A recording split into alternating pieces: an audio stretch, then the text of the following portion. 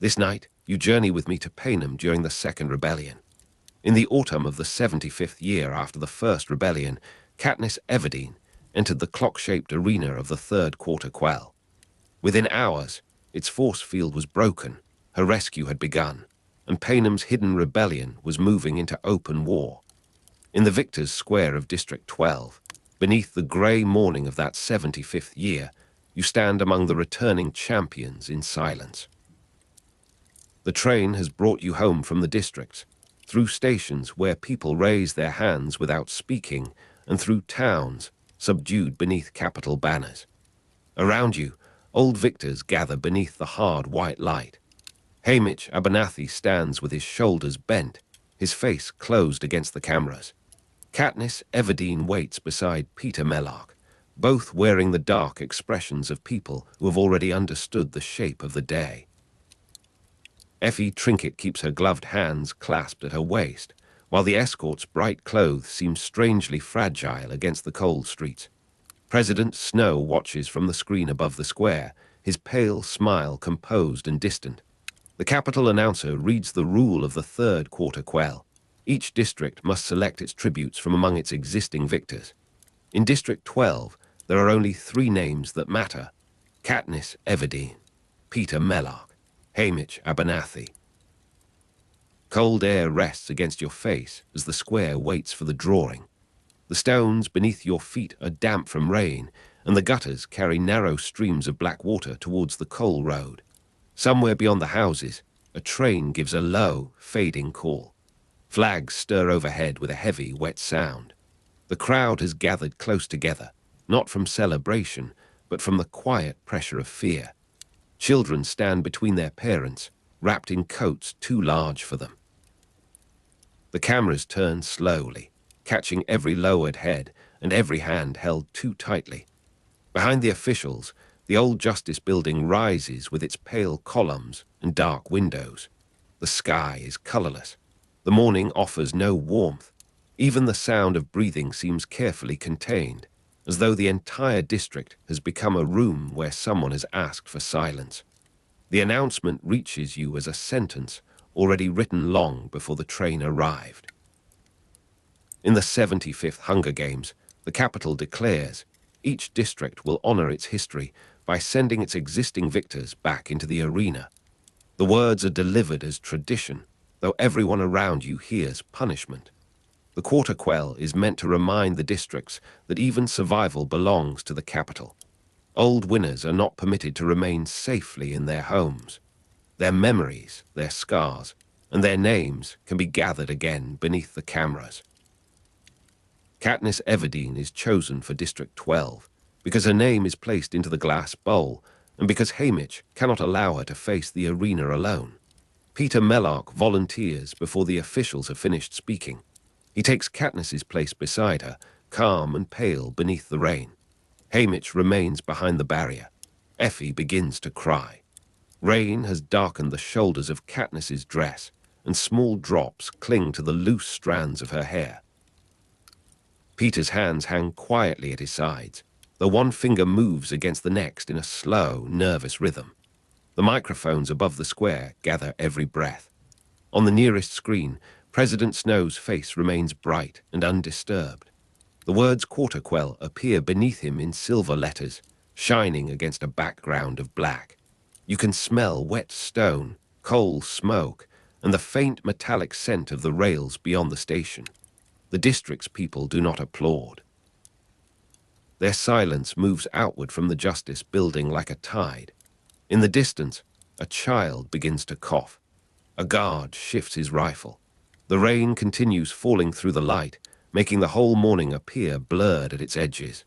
The train carries you away from District 12, with Katniss Everdeen and Peter Mellark seated beneath the polished lamps of the Capitol carriage. Haymitch travels with you, drinking heavily and speaking in fragments. Effie Trinket tries to arrange the schedule, the costumes, and the required appearances, while the names of the other victors gather in your thoughts. Finnick Odair comes from District 4, smiling with the ease of someone who has learned to survive by performing charm. Mags travels beside him, small and silver-haired, her silence more expressive than speech. Johanna Mason represents District 7, sharp-tongued and watchful beneath her anger. B.T. Latier and Wyas come from District 3, carrying the precise habits of people who understand machines better than crowds. Ineberia of District 2 shows her teeth when she smiles. Gloss and Cashmere stand near her. The victors return to the arena together, beneath a silence concealing a second plan. The carriage rocks gently through the night, and its windows hold only darkness. Lamps tremble in their brass fittings whenever the wheels pass over a joint in the track. The air carries the smell of polished wood, warm fabric, and the faint sweetness of capital T. Beyond the glass, hills and forests pass unseen beneath the moon. Katniss sits close to Peter, and their shoulders touch whenever the train turns. Finnick's laughter drifts from the adjoining compartment, soft and polished, while Johanna's voice cuts across it like a blade. Somewhere further along the train, Beatty speaks in a low murmur about circuits and current. The words are difficult to follow, but their measured rhythm settles into the movement of the wheels. You feel the train's warmth around you. You hear the rails repeating their dark, patient pattern. The capital approaches without haste. Training begins beneath chandeliers and painted ceilings, where the victors are displayed as though they were rare objects returned for inspection. Katniss sees the arena only through diagrams and guarded conversations. Peter studies the other tributes, searching their faces for alliances and threats. Haymitch speaks with Beatty, Finnick, and the older survivors, though the purpose of their discussions is never made clear. Finnick reveals, in careful pieces, that several victors have secretly planned to protect Katniss. Their intention is not simply to win the games. They intend to preserve Katniss as a symbol, because her defiance has already traveled beyond District 12. The capital has tried to make her a spectacle, a lover, and a criminal. The Hidden Alliance intends to make her the rebellion's symbolic Mockingjay. Katniss is deliberately kept unaware of the full rescue plan because the capital must believe that every movement around her is genuine. The training center smells of metal, soap, and the dry dust of artificial trees. Targets stand beneath bright panels that imitate daylight without warmth. Knives strike wood with flat, regular sounds. Axes rise and fall in the hands of the District 7 tributes. Finnick's trident gleams whenever he turns it beneath the lamps. Beatty examines a length of wire with the absorbed attention of a craftsman repairing a delicate clock. Wyas moves around him, whispering that the arena turns. The meaning of her words seems to linger in the clean air. Around you, the victors practice skills learned years earlier, while the capital audience watches from behind dark glass. Their bodies carry the history of former games. Scars cross backs, hands, and faces. Even the polished floors appear to reflect old violence. Above the training hall, hidden speakers hum steadily, like distant insects inside the walls. When the tributes enter the arena, the capital's second plan is already moving beneath the first. Katniss rises from the metal plate in the water, with Peter and the other victors arranged around a broad central island. The jungle stretches in every direction, wet and green beneath a fierce white sun. Above the trees, a transparent force field curves around the arena, enclosing the sky like the surface of a vast glass bowl. The arena is designed as a clock, with dangers recurring in timed sectors. The beach and jungle form its outer circle, while each section delivers a particular threat at a particular hour. Time itself has become a weapon. The capital has turned minutes into blades, thunder, mist, and blood. Katniss does not yet understand the whole design. She understands only that the arena is listening to the clock. Wet jungle air settles over your skin at once, thick with the scent of leaves, salt, and warm earth. Water drips from broad branches, even where no rain is falling. Vines hang in tangled curtains, their surfaces shining beneath the high sun. Insects rasp among the leaves, and small birds move quickly through the upper canopy. The beach is bright enough to hurt your eyes, but the jungle beyond it is green and shadowed. layered with darkness. Sand clings to your feet where the water reaches the shore.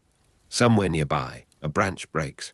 Farther away, the sea folds against the island in slow, heavy lines. The force field above you is almost invisible, though the air near it seems faintly distorted. Heat rises from the ground. Moisture gathers along your neck. Every sound feels close, enclosed, and carefully timed. The first dangers arrive according to the clock. A wall of poisonous fog advances through the trees, forcing Katniss, Peter, and the others towards the beach. Monkeys descend from the canopy in a violent troop, their cries echoing through the damp green air. A wave carries the bodies of the dead and throws them against the sand. Lightning strikes a distant tree at the same hour each day, revealing the arena's hidden rhythm. Beatty studies the pattern. Wyas repeats that the arena turns. Finnick guards Katniss while pretending to guard everyone. Johanna wounds her own arm and cuts the tracker from Katniss's skin, though Katniss cannot understand why. Mags gives herself to the Mutt so Finnick can carry Peter. The plan continues without explanation. Around Katniss, victors sacrifice themselves in ways that appear chaotic, while the invisible clock moves towards midnight. The jungle air grows heavier as the hours pass, and the wet leaves begin to release a deeper, green smell. Poisoned mist leaves pale marks where it touches the skin. The sea remains restless beyond the trees, reflecting sunlight in broken pieces. At noon, the arena seems almost peaceful, with warm sand and a mild wind moving through the palms. At the next hour, the beach becomes a place of warning. At the following hour, the forest closes around you with mist and distant cries. Water runs down the trunks in narrow, shining paths. The ground softens beneath each step. Sweat gathers beneath clothing and does not dry. From high above, the force field catches the sun in a faint curve, like a horizon made of ice. Beneath it, the jungle breathes slowly. The clock continues turning. Beatty's wire becomes the center of the hidden design. He has understood that the lightning strikes the same tree at the same hour, and that the force field can carry the current if the wire reaches its surface. Katniss is told only enough to help him. Peter is told less. Finnick keeps close to Katniss, while Johanna disappears into the trees and returns with blood on her hands. The alliance narrows around one intention: bring the wire from the lightning tree to the force field before the appointed strike. Katniss carries the spool. Beatty holds the other end. The arena's dangers begin again, each sector opening in its timed sequence. The capital cameras follow them through the jungle, presenting fear as entertainment. Yet the spectacle has begun to escape its makers. The victors are no longer acting for the capital alone. The wire is cold against your palms, despite the heat pressing through the jungle. It trails behind you over roots, stones, and wet leaves, catching briefly on the bark before sliding free. Beatty's fingers are stained with mud. Finnick's trident rests across one shoulder, shining with drops of water. The air smells of crushed vegetation, and the mineral scent that rises before a storm. Clouds gather above the canopy, turning the sunlight pale. Somewhere in the distance, the sea strikes the rocks with a repeated dull note. Every few moments, a camera moves through the foliage, its black lens reflecting a small, bright circle of sky. The jungle seems to hold its breath between the thunderclaps. Around you, the wire forms a thin silver line. It leads towards the lightning tree. It leads towards the force field. At the appointed hour, the lightning strikes. Beatty's wire carries the charge upwards, and Katniss follows its path with her eyes. A white flash crosses the force field above the arena. The air breaks open with a sound like the sky tearing. Katniss raises her bow and attaches the wire to the arrow. She turns towards the invisible barrier, draws the string, and sends the arrow into the bright curve overhead. The lightning travels through the wire and enters the force field. Electric flashes race across its surface, branching over the jungle like roots made of fire.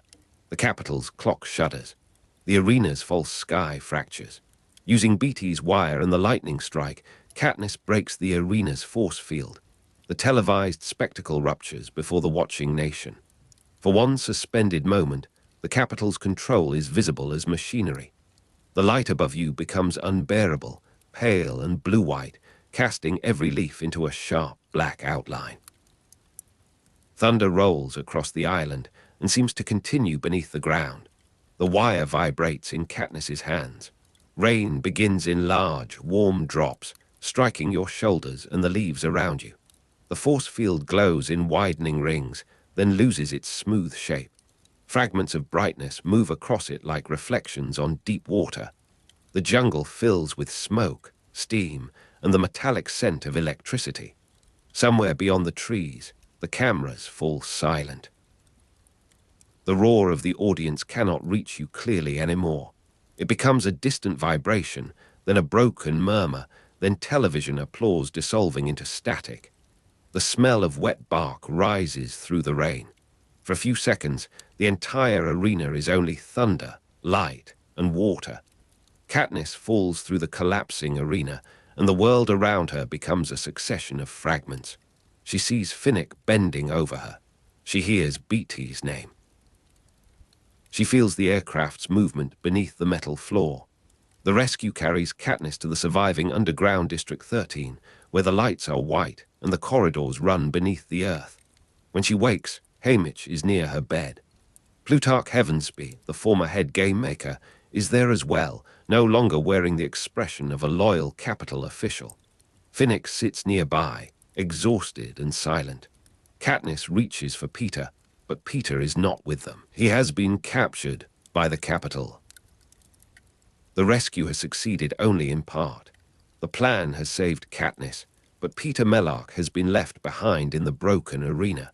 The underground room is cool, dry, and almost without scent. You feel the hard mattress beneath you and hear ventilation moving through narrow passages in the walls. Lamps glow behind frosted covers, creating a light that never changes. There is no sunrise beneath District 13. There is no rain touching the roof, no wind crossing the fields, and no distant train carrying coal towards the mines. The air tastes faintly of metal and disinfectant. Footsteps pass beyond the door and fade into the corridors.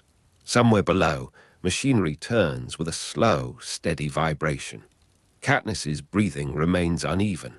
Her hands search the blanket as though Peter might still be there. Finnick lowers his head.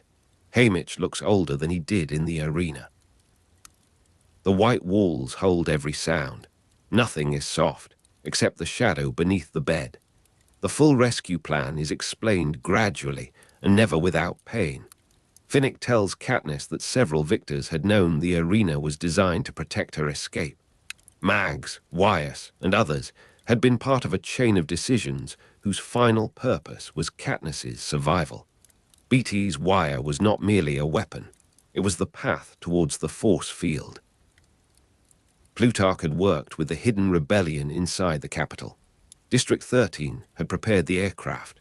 Katniss had been deliberately kept unaware because the plan would fail if the Capitol could read her intentions.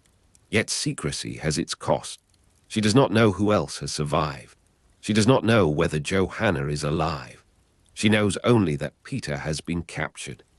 The Capitol now has the boy with the gentle voice, while District 13 has the girl who broke its arena.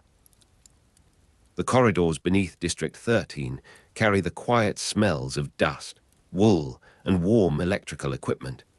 Grey clothing moves through the passageways in orderly streams, doors close with soft mechanical clicks.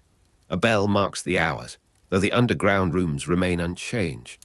On a wall, a narrow screen shows broken images from the Capitol broadcast. Smoke rises where the arena had stood. Commentators speak over one another. Their voices lose clarity as the signal fails. The old applause returns in fragments, chopped into bursts of static. In the pauses, you hear the ventilation fans and the faint scrape of shoes on concrete. Katniss lies beneath a thin blanket. Finnick waits beside the bed. The earth presses close on every side. Far above, the world has begun to change. The televised spectacle becomes a public breach in capital control. Across Panem, people see the force field fail, though the capital tries to describe the event as an accident. The image of Katniss raising her bow travels through damaged broadcasts and whispered reports. Her arrow rises into the lightning. The arena breaks. The surviving victors disappear. The capital cannot fully conceal what has happened because the games were watched by every district and because the failure occurred in front of everyone. Scattered unrest begins to gather around a single image. Katniss Everdeen has not spoken a revolutionary speech. She has not commanded an army. She has simply refused to remain within the boundaries built for her. The Mockingjay symbol combines Katniss's earlier bird imagery with her resistance to capital authority. Her survival becomes a language understood far beyond District 12. The image flickers across screens in dim rooms, beneath shelters, in mining settlements, and inside crowded barracks. Faces turn towards it without sound. The bird appears in fragments, stamped on paper, painted across walls, or sketched with charcoal beside a stove. Its wings are often uneven. Its eyes are sometimes too large, yet people recognize it. The symbol carries the memory of the mockingjays that repeated human songs in the woods around District 12. It carries Katniss's song, her bow, and the small act of refusing the capital's script. Static rolls over the broadcasts, hiding some words and revealing others. A light trembles above a doorway. Someone whispers the name Katniss. Someone else repeats Mockingjay. Outside, rain moves across a roof. Far away, the old government attempts to make the broken arena appear whole. News from District 12 reaches the underground city in measured reports. The capital has destroyed the district soon after Katniss escapes. The seam is gone. The houses have burned. The square, the Justice Building, and the familiar streets have been reduced to wreckage beneath smoke and ash. Many surviving residents flee towards District 13, carrying whatever can be lifted by hand. Gale Hawthorne leads groups through the woods and across the open land. Katniss hears his name beside the names of her mother and sister. She hears that Primrose Everdeen has survived. She hears that District 12 itself has not. The rescue begins to feel incomplete. Katniss has been preserved as a symbol, but the place that formed her has been taken away. The capital has lost its arena, while District 12 has lost its home. Ash lies over the ruins of District 12 in a fine grey layer, settling on broken beams, empty roads, and the blackened edges of stone. Wind moves through the remains of houses without finding a door to enter. The coal dust beneath the streets is mixed with soot, making the ground dark and soft. A metal sign hangs from a twisted frame, tapping gently whenever the air passes through. Trees at the edge of the district stand untouched in some places, their leaves carrying a pale coating of ash. Smoke remains between the hills, thin as mist beneath the afternoon light. The old meadow is marked by footprints, wagon tracks, and the scattered impressions of people who left quickly. There is no market noise. No bell rings from the square. The ruins of District 12 rest beneath a quiet sky. Survivors move towards District 13 through forests, fields, and abandoned roads. Some carry children. Some push carts filled with blankets, tools, or tins of food. Many walk without speaking, looking back whenever the wind carries a distant engine. Gale Hawthorne helps guide them south and underground. Katniss does not see the journey, but she hears its details in the room beneath the earth. District 12 has become a memory before she can return to it. The people who remain are scattered among shelters and trains, their names written on lists by strangers. The capital announces victory and punishment at once. Its aircraft pass above the burned district.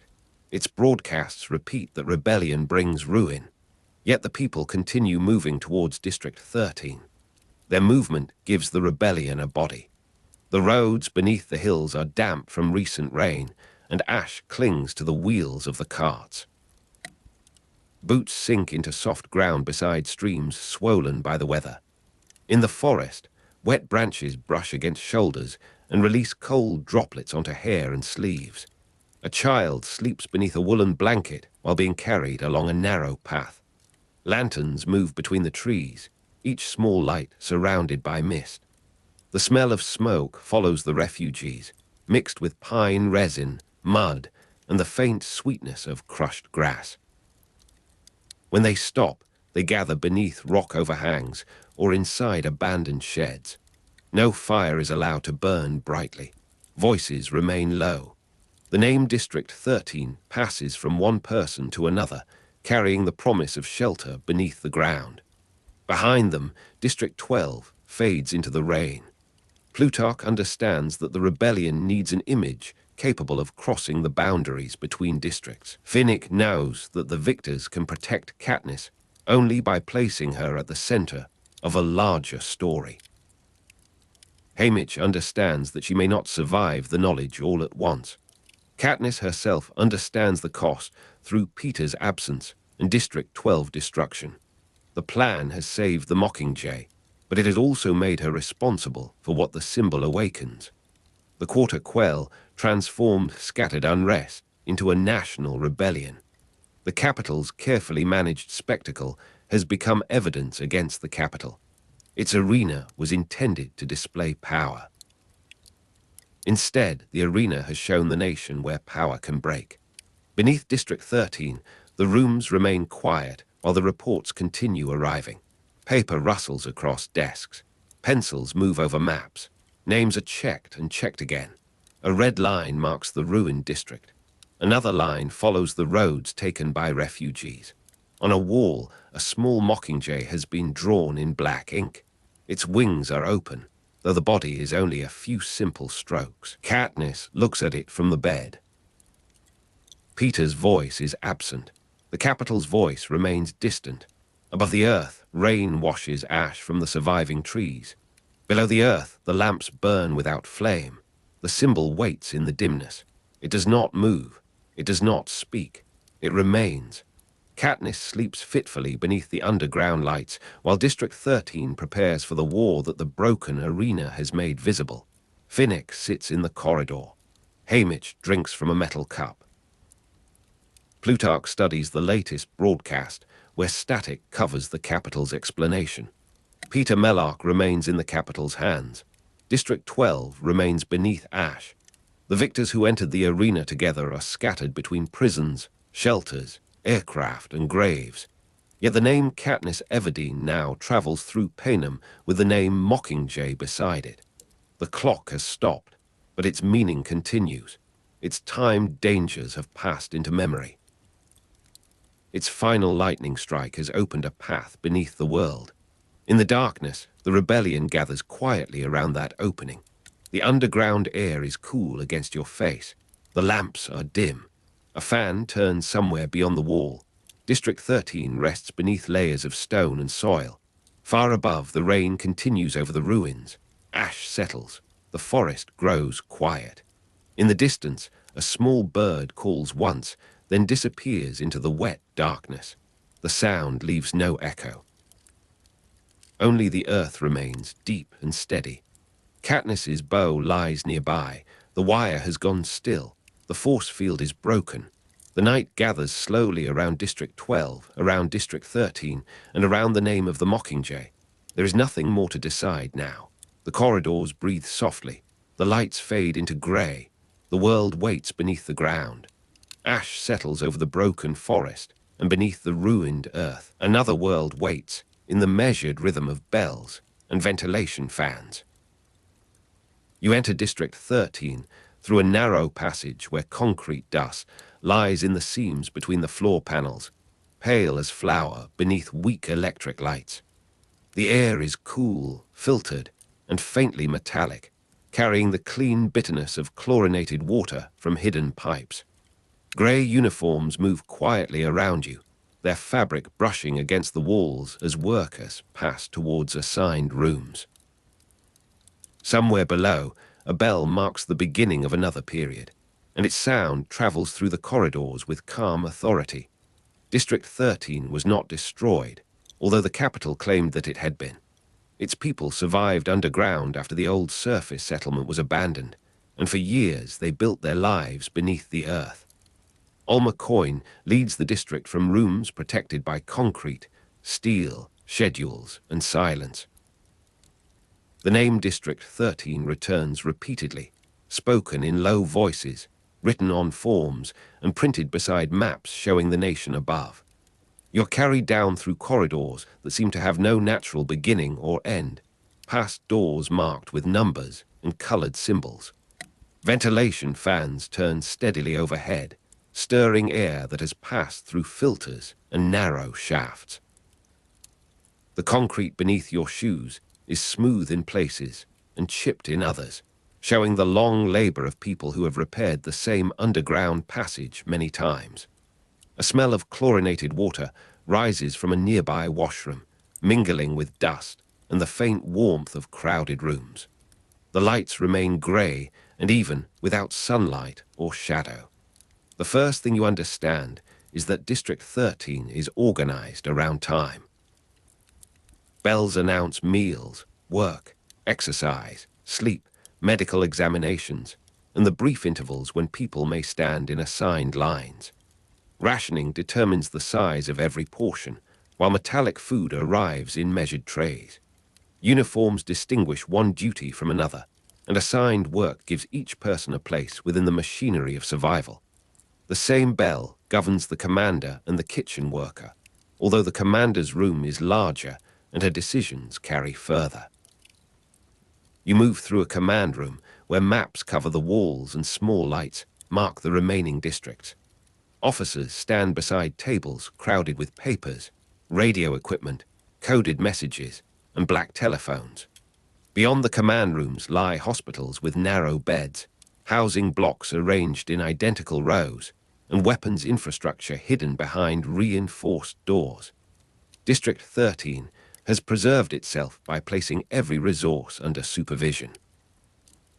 Food, clothing, medicine, information, and force are all counted.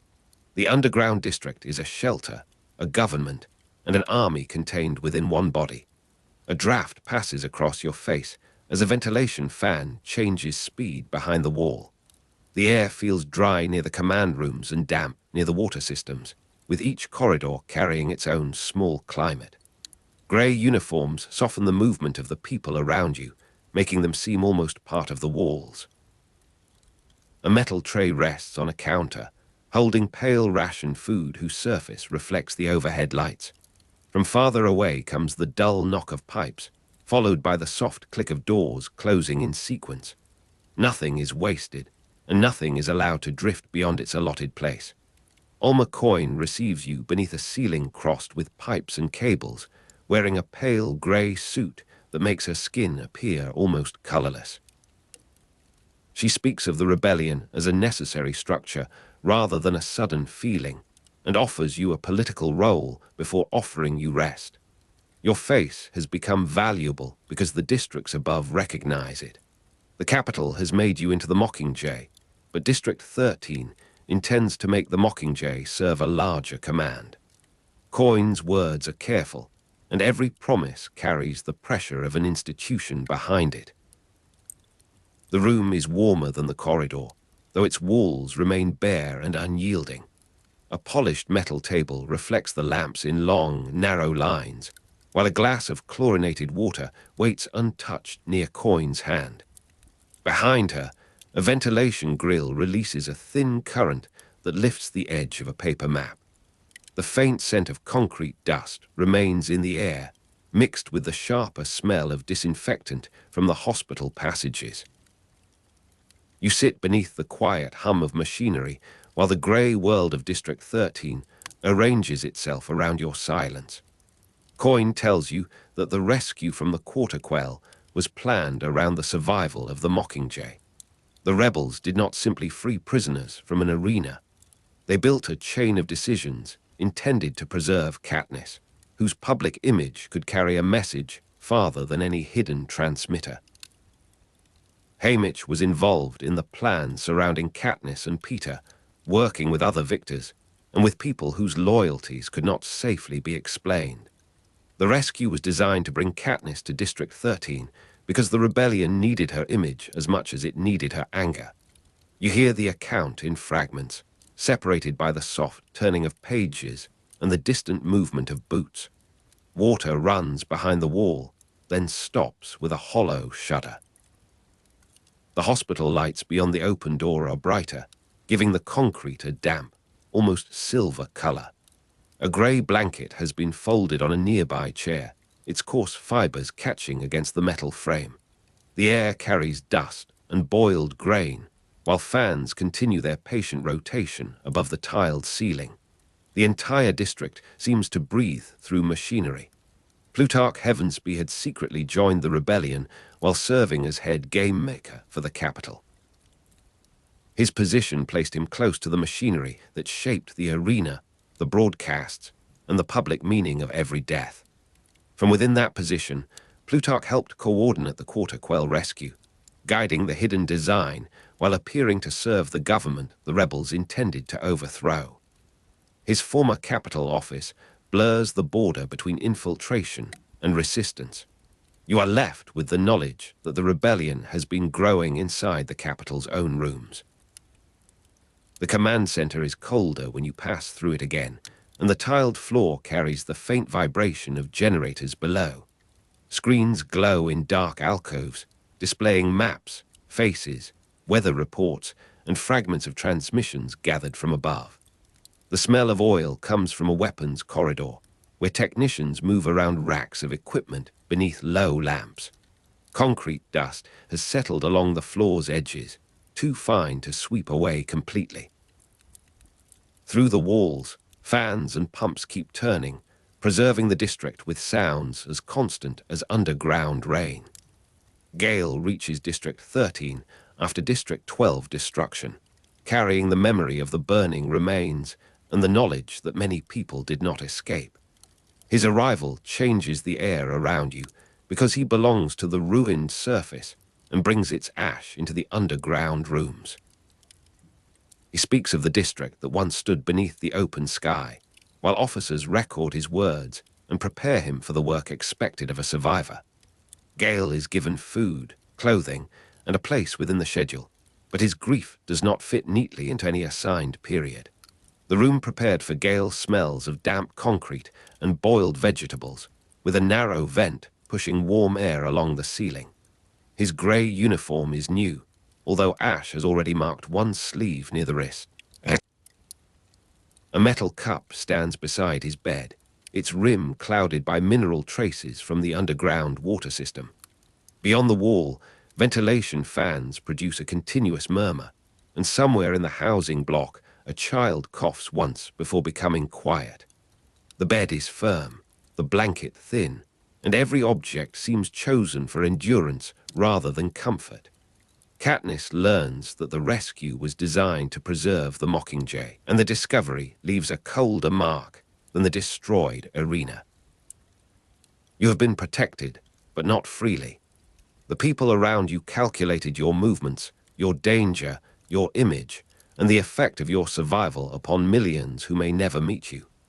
Peter was left behind, and that absence moves through the district like a second current beneath every official statement. You begin to understand that rescue and use can occupy the same decision.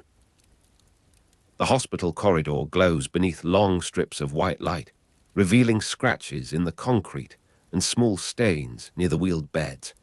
Chlorinated water drips from a tap at regular intervals, each drop landing in a metal basin with a clear, patient sound. A nurse passes carrying folded grey clothing, and the fabric gives off the dry scent of storage rooms. The air is cool against your skin, yet the machines beside the beds give off steady warmth. Behind one closed door, someone speaks in a low voice, and the words dissolve beneath the fans. Coin wants the Mockingjay to appear in planned broadcasts, surrounded by the language of justice and sacrifice. Katniss demands protection for the captured victors before agreeing to serve. She insists that the rebellion cannot claim moral authority while abandoning the people whose lives made it possible. The demand concerns Peter, Johanna, Iberia, Annie, and the others held or threatened by the capital, each carrying different memories and loyalties. The victors are witnesses, but they are also political instruments, and Katniss refuses to let their value end when their usefulness changes. You stand beside a table in a room where the air tastes faintly of dust and disinfectant. A ration tray has been left near the wall, its metallic contents cooling beneath a sealed lid. The ceiling fan turns with a dry, clicking sound, making the papers lift and settle. Through the open doorway, a strip of concrete corridor remains visible in the grey light. The surfaces are hard, clean, and carefully maintained, yet the district has no softness except blankets, tired faces, and the occasional hand resting briefly against another hand. Coin accepts the terms because she understands the strength of the image she needs. Katniss accepts the role because the captured victors cannot negotiate with the capital from inside their cells. Their agreement is therefore both political and personal, formed beneath pressure that neither side can remove. You hear the word Mockingjay repeated in reports, rehearsals, and officers' discussions of the public response above ground. Coin intends the symbol to represent the rebellion as a disciplined government. Katniss intends it to remember the people harmed by every government. The preparation rooms contain mirrors, cameras, microphones, clothing racks, and lamps arranged to imitate a broadcast studio. Grey uniforms hang beside darker jackets, and the fabric smells of starch and long storage.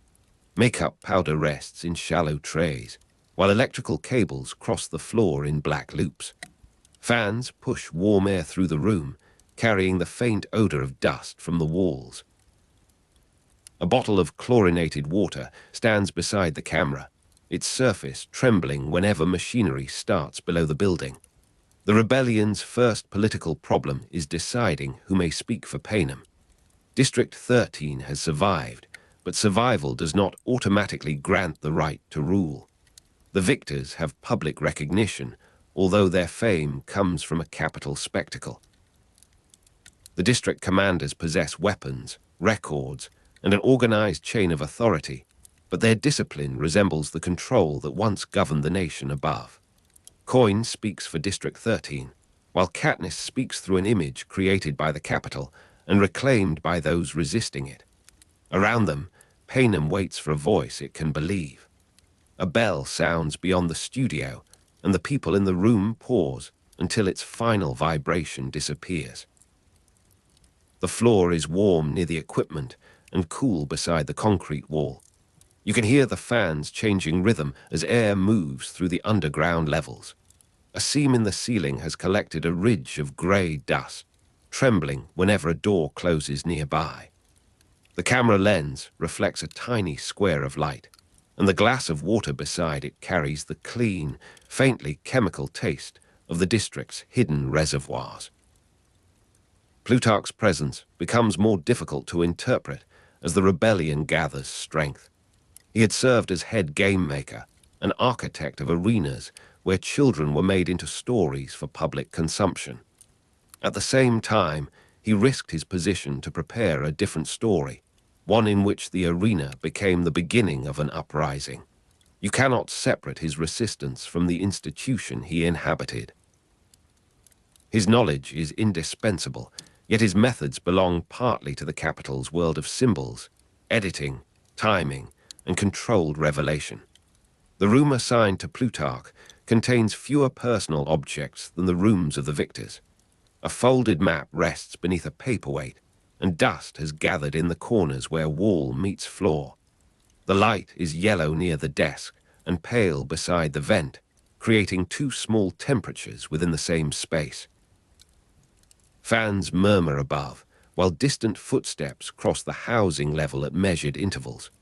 A cup of water has left a circular mark on the metal surface, and the mark remains after the cup has moved. Haymitch remains part of the hidden architecture surrounding Katniss and Peter, even when absent from the room.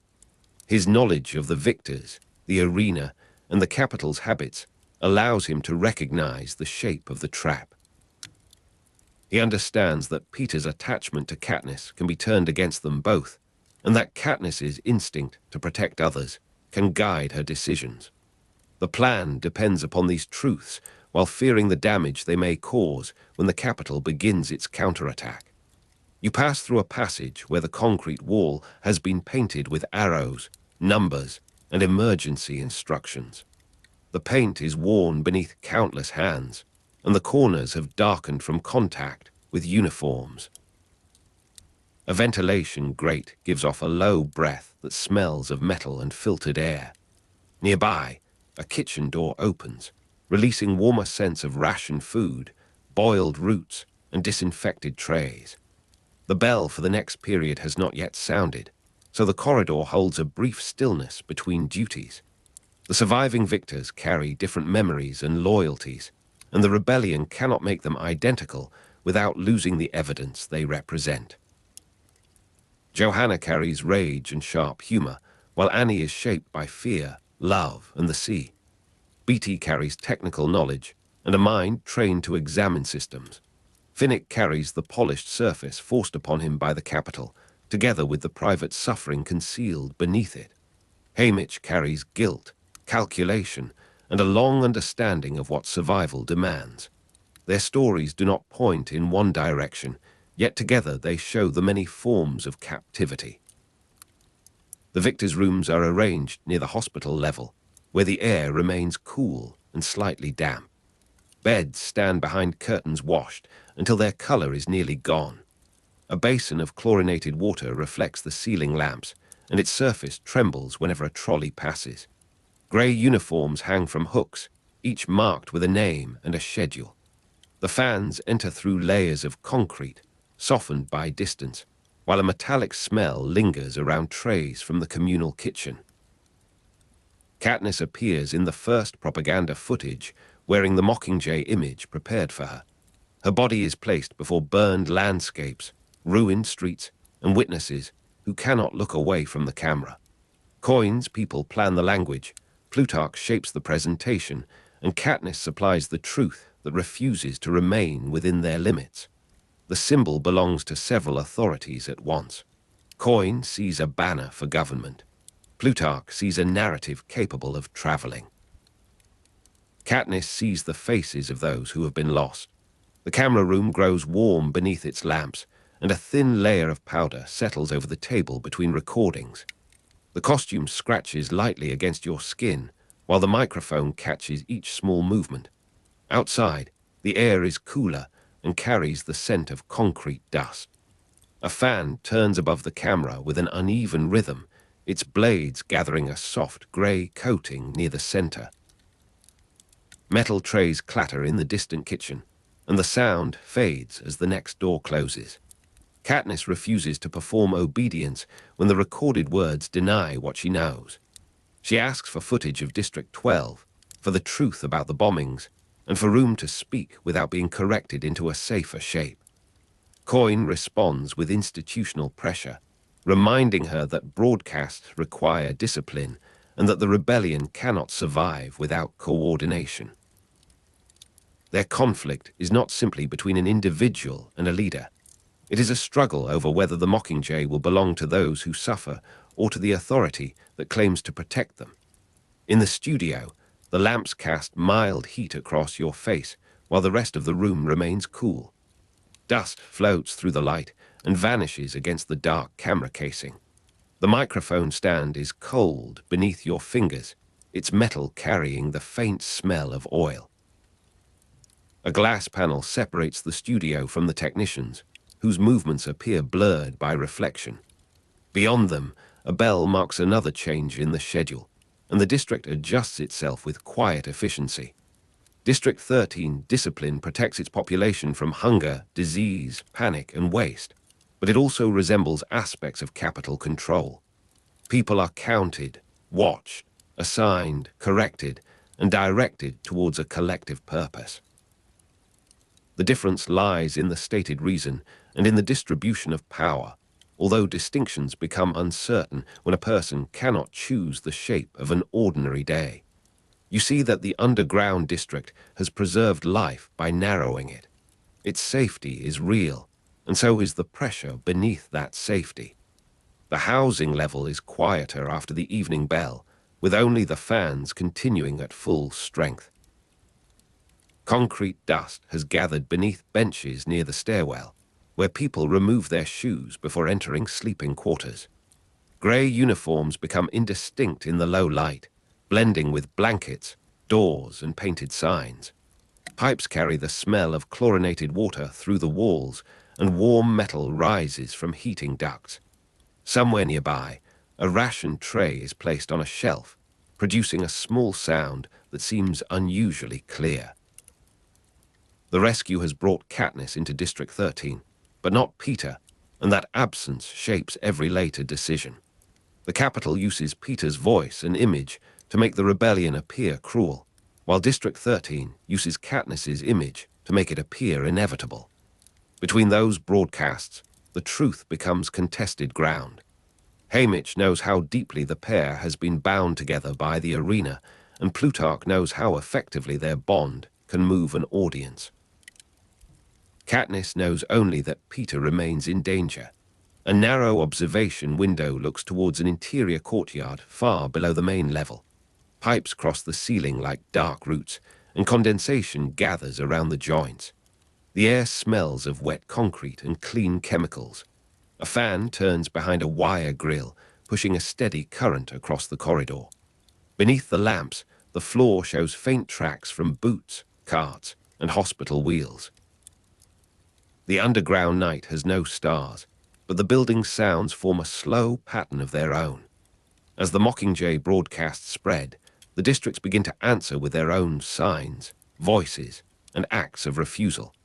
Katniss's image appears against smoke, water, fields, and ruined streets, carrying a meaning that cannot be held entirely by District 13.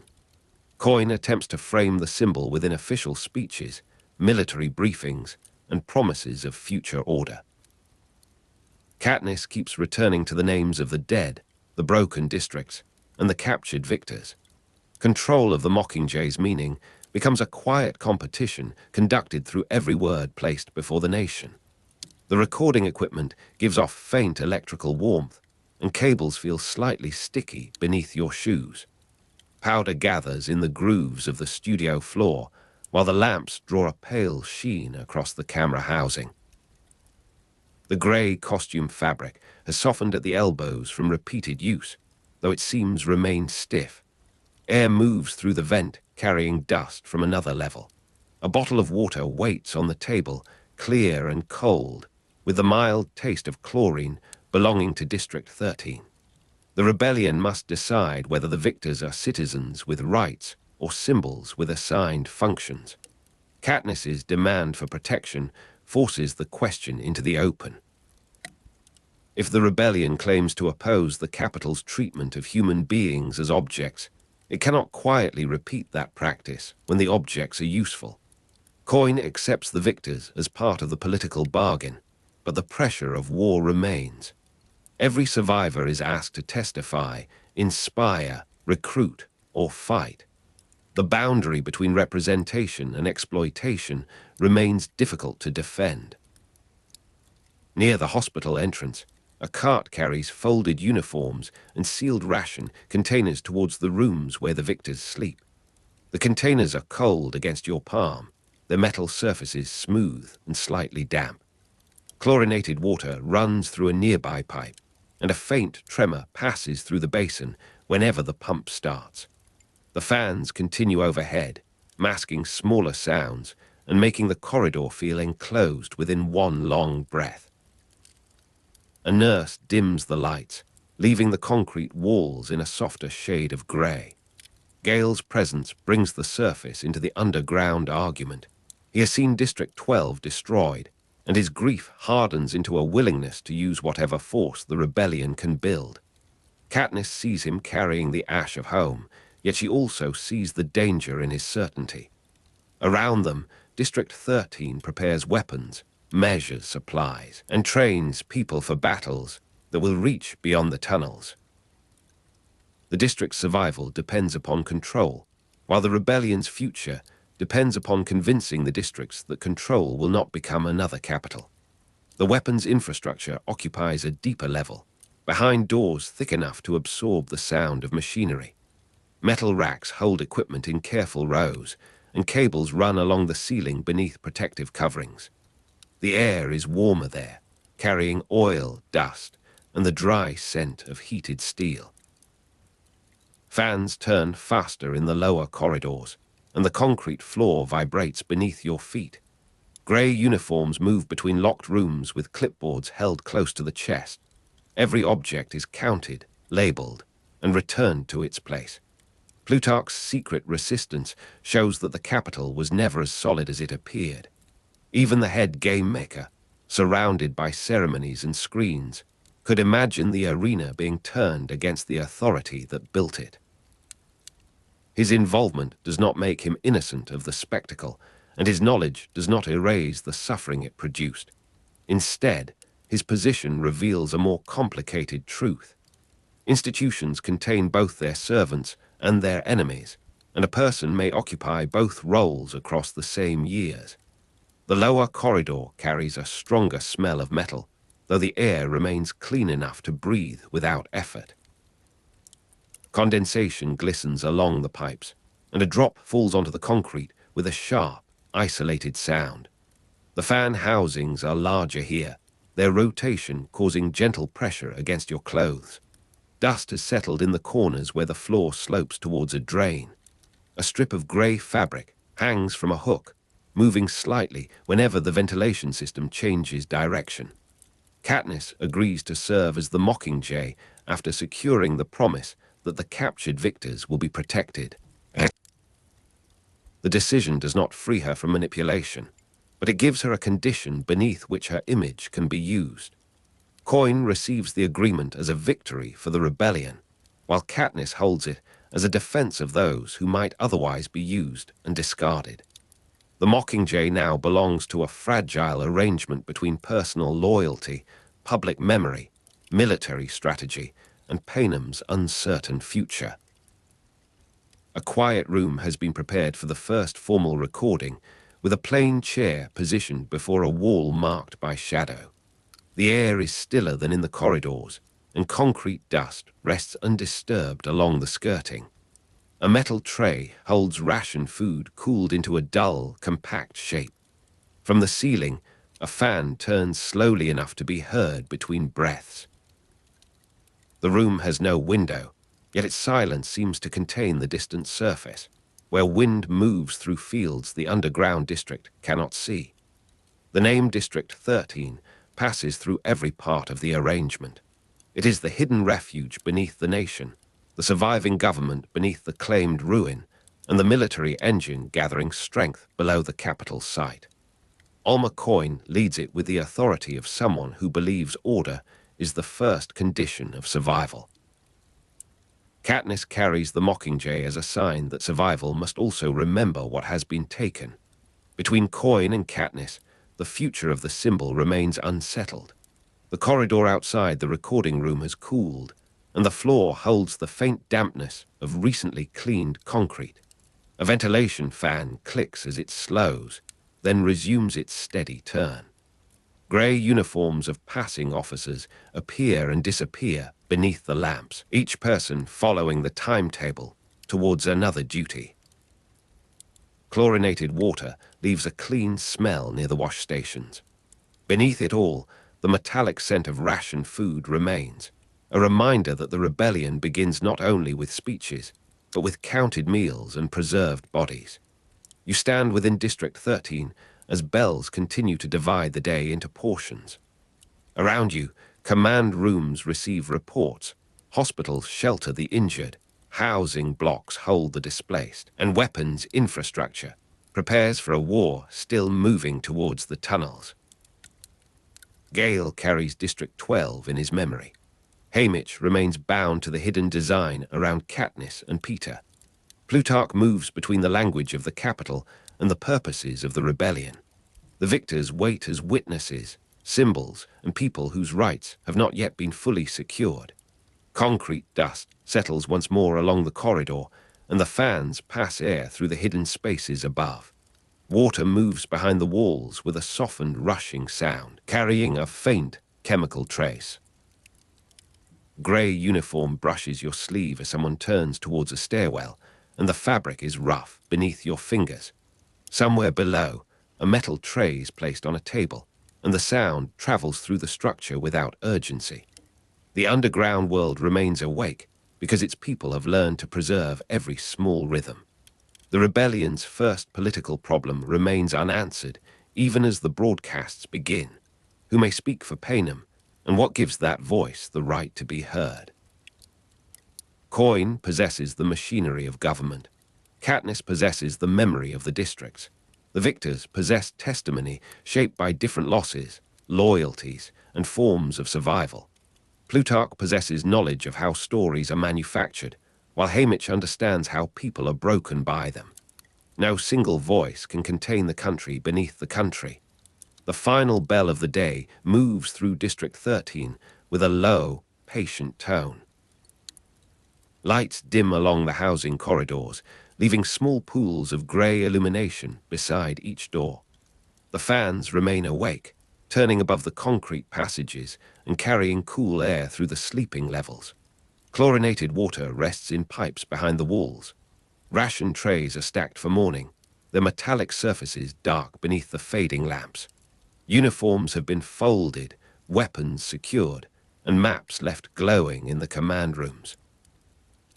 Katniss lies beneath the earth with the knowledge that the Mockingjay has been saved, although the person beneath the symbol remains surrounded by demands. Peter is still held by the capital, and his absence gives every promise a sharp edge. Alma Coin continues to lead District 13. Plutarch continues to move between secrecy and public purpose. Gale remains among the survivors of District 12. Their names return gently through the corridors, repeated in reports, memories, and guarded conversations, while the rebellion gathers itself in darkness. Beyond the walls, the surface world is cold and open, but here the air is filtered and measured. Concrete holds the warmth of machinery, and the floor trembles faintly beneath the slow movement of generators. A fan breathes through a grill above your head. The smell of dust has softened, while the clean trace of chlorinated water lingers near the sleeping rooms. In the quiet, the underground district seems less like a fortress than a buried vessel carrying its people through the deep pressure of war. District 13 has survived because it learned to count everything, including food, hours, risks, bodies, and promises. The rebellion now asks whether a nation can be rebuilt from those same calculations without becoming another system of command. Katniss carries the question in the shape of the Mockingjay. Coin carries it in the rules of the district. The victors carry it through their separate memories. Above them, Panem waits for an answer, while below them the corridors breathe softly and the lights fade into grey. You are standing beneath the concealed lights of District 13, where the corridors remain cool, orderly, and almost without colour. The air carries the faint scent of metal, boiled grain, and dust settled into concrete seams. Beyond a sealed doorway, generators murmur with patient regularity, while camera shutters click in a room prepared for the first rebel film. Hot studio lamps press against your face, flattening every shadow and drawing a thin warmth from the grey walls. Black feathers lie across a table beside cables, lenses, and neatly labelled reels. Around you, technicians move quietly between screens, their footsteps softened by the rubber flooring. The Mockingjay has not yet become a voice, although its shape is already waiting among the equipment. Above the underground rooms, Panem continues to listen for whatever sound might travel through the silence. Katniss agrees to become the Mockingjay only after securing promises concerning the captured victors. Peter, Johanna, Annie, and in Iberia are no longer distant names in a military calculation, but living people held inside the capital's reach. Katniss demands that District 13 protect them, pardon them, and place their safety above the convenience of the rebellion's plans. Coin accepts the conditions with a controlled expression, and the agreement allows Katniss to step before the cameras. She does not become the Mockingjay because she desires a public role. She accepts because the imprisoned victors have become the narrow bridge between her private loyalty and the rebellion's wider purpose. The promise concerning the captives returns through every later decision. Katniss remembers Peter's face, the other victors' injuries, and the price hidden inside every carefully shaped message. The first studio is bright enough to make the underground room feel airless. Lamps burn above you with a dry, electrical heat, and their brightness gathers in the polished surfaces of the cameras.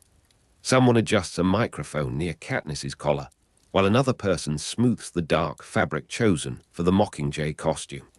A black feather rests beside a strip of adhesive tape, its delicate barbs trembling whenever the ventilation system changes its rhythm. Through a narrow observation window, screens show the same image from several angles. The scene has been arranged with care, yet nothing feels alive within it. The walls are too clean, the gestures too measured, and the silence between instructions too deliberate. When Katniss looks toward the lens, the hot lamps reveal neither anger nor conviction, only the fatigue of someone asked to perform a feeling before it has found its proper words. District 13 produces propos, short films intended to spread rebel messages through Panem. The term sounds modest, almost harmless, although each brief recording carries the weight of a military dispatch. Cressida directs the propos after defecting from the capital, bringing with her an understanding of composition, timing, spectacle, and the habits of an audience trained by state television. She knows how the capital arranges a room to make power appear effortless. She also understands how a pause, a close view, or a carefully selected background can make authority seem fragile.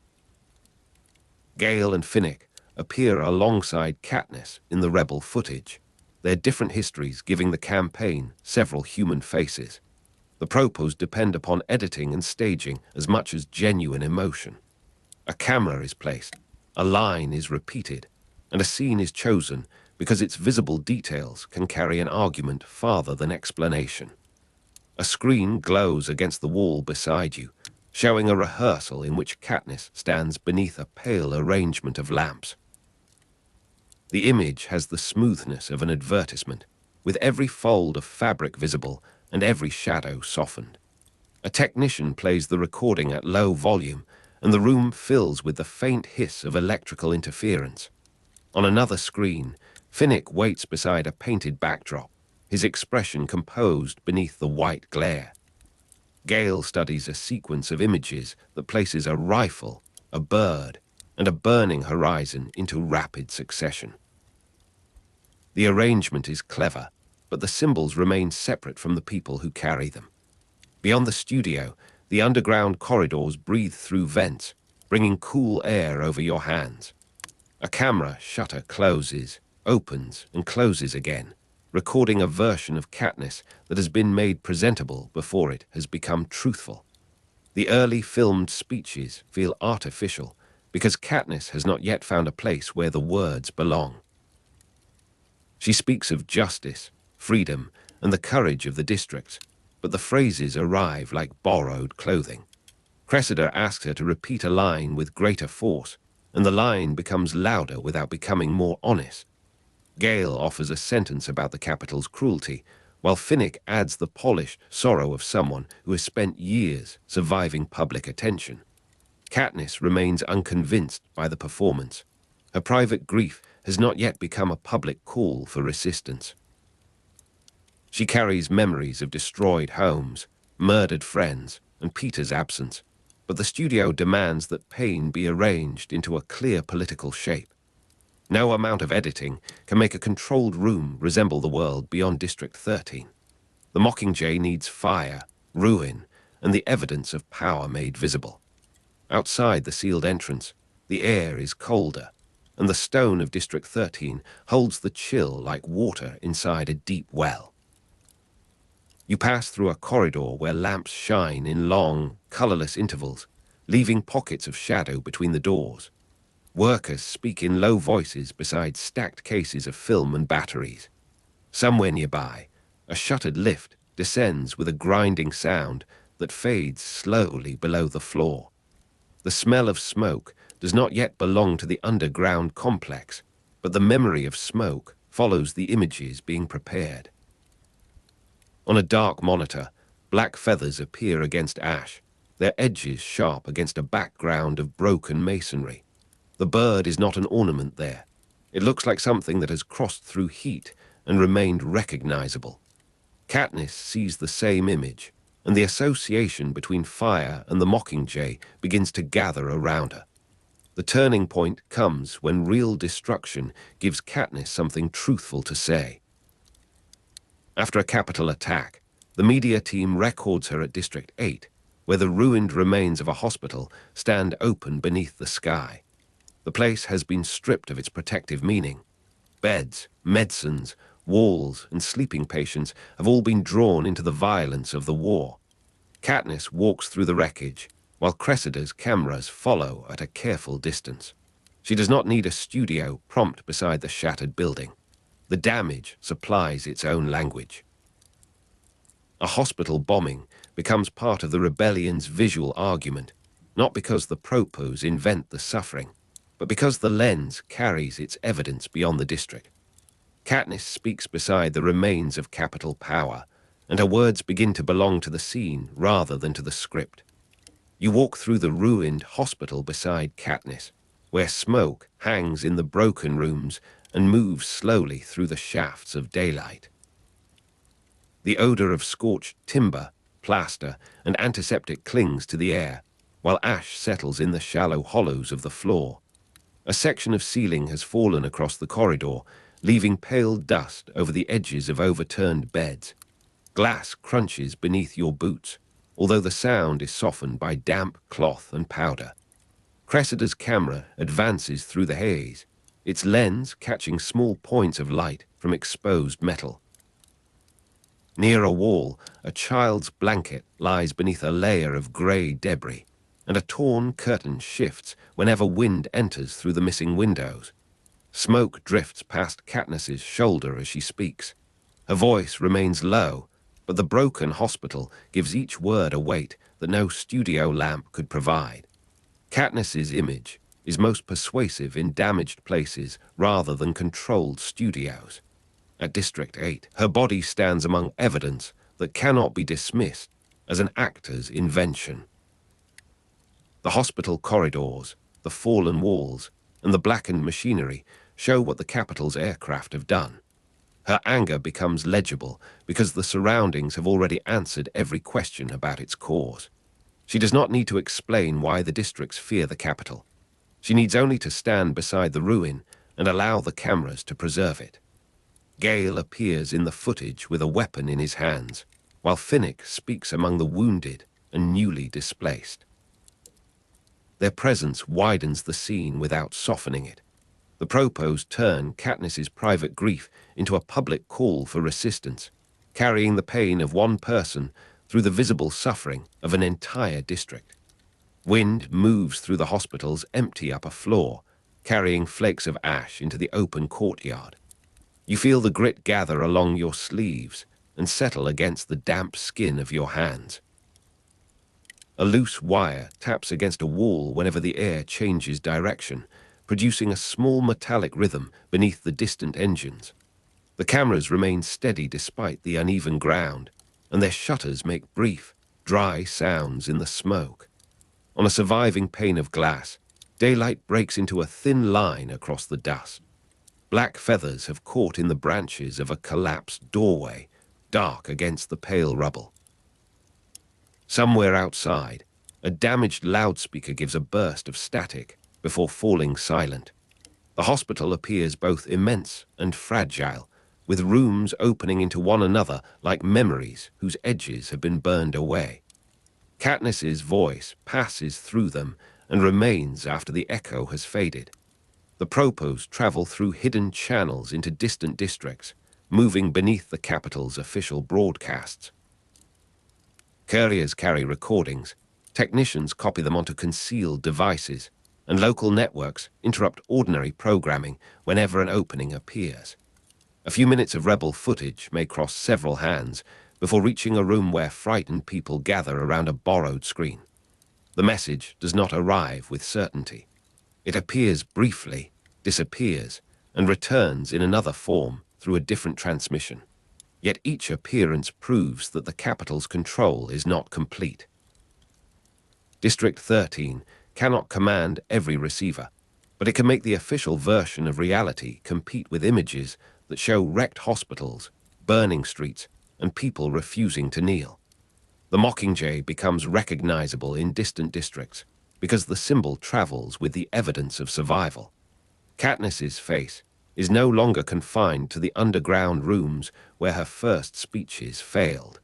In a crowded room far from District 13, screens light the faces of workers gathered after nightfall. The blue glow rests beneath their eyes, while the edges of the room remain brown and indistinct. A hidden receiver clicks softly as the signal steadies, and a small fan turns behind a wooden panel. People sit close together, their coats carrying the smells of rain, coal dust, and old wool. On the screen, Katniss stands in the broken hospital with smoke behind her. Her face is not polished by the capital's studio lighting, and the image trembles whenever the transmission weakens. Camera shutters are heard only within the recording, yet their dry clicks seem to continue in the room. A child reaches toward the screen and then lowers a hand. The faces around you remain still, while the hospital bombing becomes visible to people who have only known it through official silence. The capital answers with broadcasts featuring Peter in captivity. His image appears calm, carefully framed, and surrounded by the familiar order of state television. The contrast with Katniss is immediate. She stands amid ash and broken stone, while Peter sits beneath controlled lights, his clothing arranged and his words prepared for maximum reassurance. His broadcasts urge the districts to stop fighting. He speaks of peace, exhaustion, and the danger of allowing the war to consume what remains of Panem. His voice retains the gentleness that Katniss remembers, although the meaning placed around it has been altered by captivity. The capital uses Peter to suggest that resistance is not courage, but destruction. Katniss sees the broadcasts as both political manipulation and a painful reminder that Peter remains alive inside the enemy's hands. Their images become rival instruments under competing media systems. The Capitol studio carries a different atmosphere from the rebel rooms. You see Peter beneath a white brightness that leaves no corner unexamined, with smooth walls behind him and a table positioned exactly within the frame. The air appears still, although the lamps must be making the room warm. A glass of water stands near his elbow, untouched and shining beneath the lights. The screen's surface reflects small points across his eyes, while the surrounding darkness holds the faint hum of electrical equipment. No ash moves through the picture, and no broken wall interrupts the order of the composition. Peter's calm expression enters crowded rooms with an almost physical softness. People hear his measured voice among the murmurs of families and the clatter of dishes.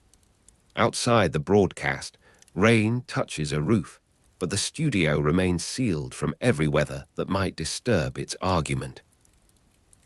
Katniss and Peter become rival images under competing media systems, although neither has chosen the full meaning assigned to their face.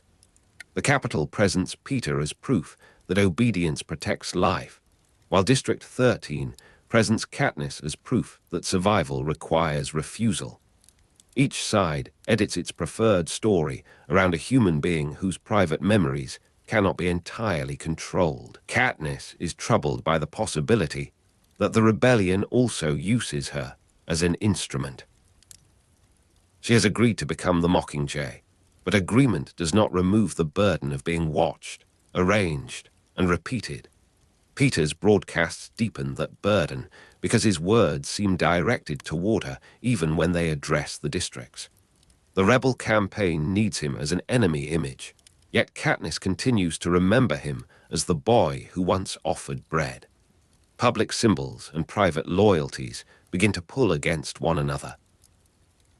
Near the edge of the underground screening room, you sit beside a bank of warm equipment while the walls receive shifting images.